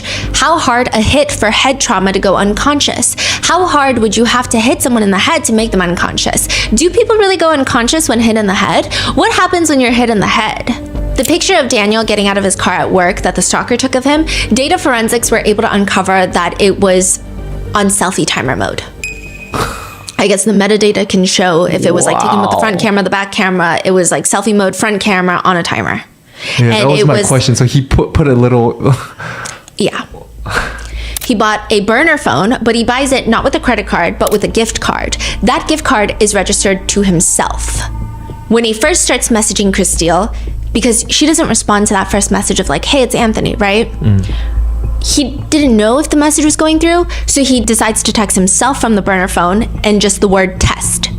He responds back, yeah. All the messages being sent, the emails being created, the emails being sent, they're all being sent from the IP address at Daniel's workplace, the Department of Public Health in Colorado. When authorities confront Daniel about it, he just says it doesn't make any sense. The Wi-Fi, we have public access and everybody knows the passwords. The Gmail account that you guys initially received with the photo of you in it, and the phone number, those originated through their IP addresses at your office. Doesn't make any sense. Well, he took the photo of me at my office. Right. But nobody believes him. Yeah. The trial takes place, and if you had any questions about how evil this guy is, even during the trial, the impact statements, this is when Christiel's family they're going to come up and tell the judge about how this has impacted their lives so that the judge can be more thorough with sentencing. Daniel is telling his parents on the phone that during sentencing, they should be able to give impact statements. So Daniel's family are allowed to give like character statements. They're not allowed to like give impact statements in that sense. Right. Because the people impacted by the crime are supposed to give impact statements. Under the terms of the law, you are family members of the victim. You lost a daughter-in-law. My brothers lost a sister-in-law. You should all be allowed to speak if you choose. Why does he want them to talk? Probably to say nice things about him too. And also, it's just like such a slap in the face to Chris Steele's family. They lost a daughter and a sister. What do you mean you lost a daughter-in-law? You lost a sister-in-law. You should be able to talk. Yeah. And what's the parents' reaction to that? Oh, he continues though. Joe said you might be allowed to speak on my behalf. Whether it's my behalf or Chris Steele's, I don't care. The point is, you deserve to be recognized as the victim's family. That has been denied to me since the day she died. The mom looks hesitant and she says, do you want her family to even hear us? Yes. You lost Chris Steele, just like I did. The loss isn't theirs alone.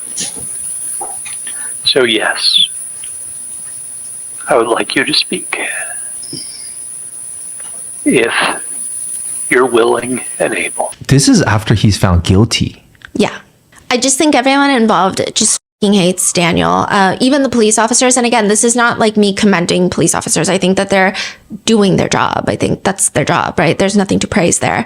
But there are moments in the body cam, the arresting officers are searching through his car and one of them is reading through his journal briefly, just to quote, make sure, was he gonna off himself or some shit?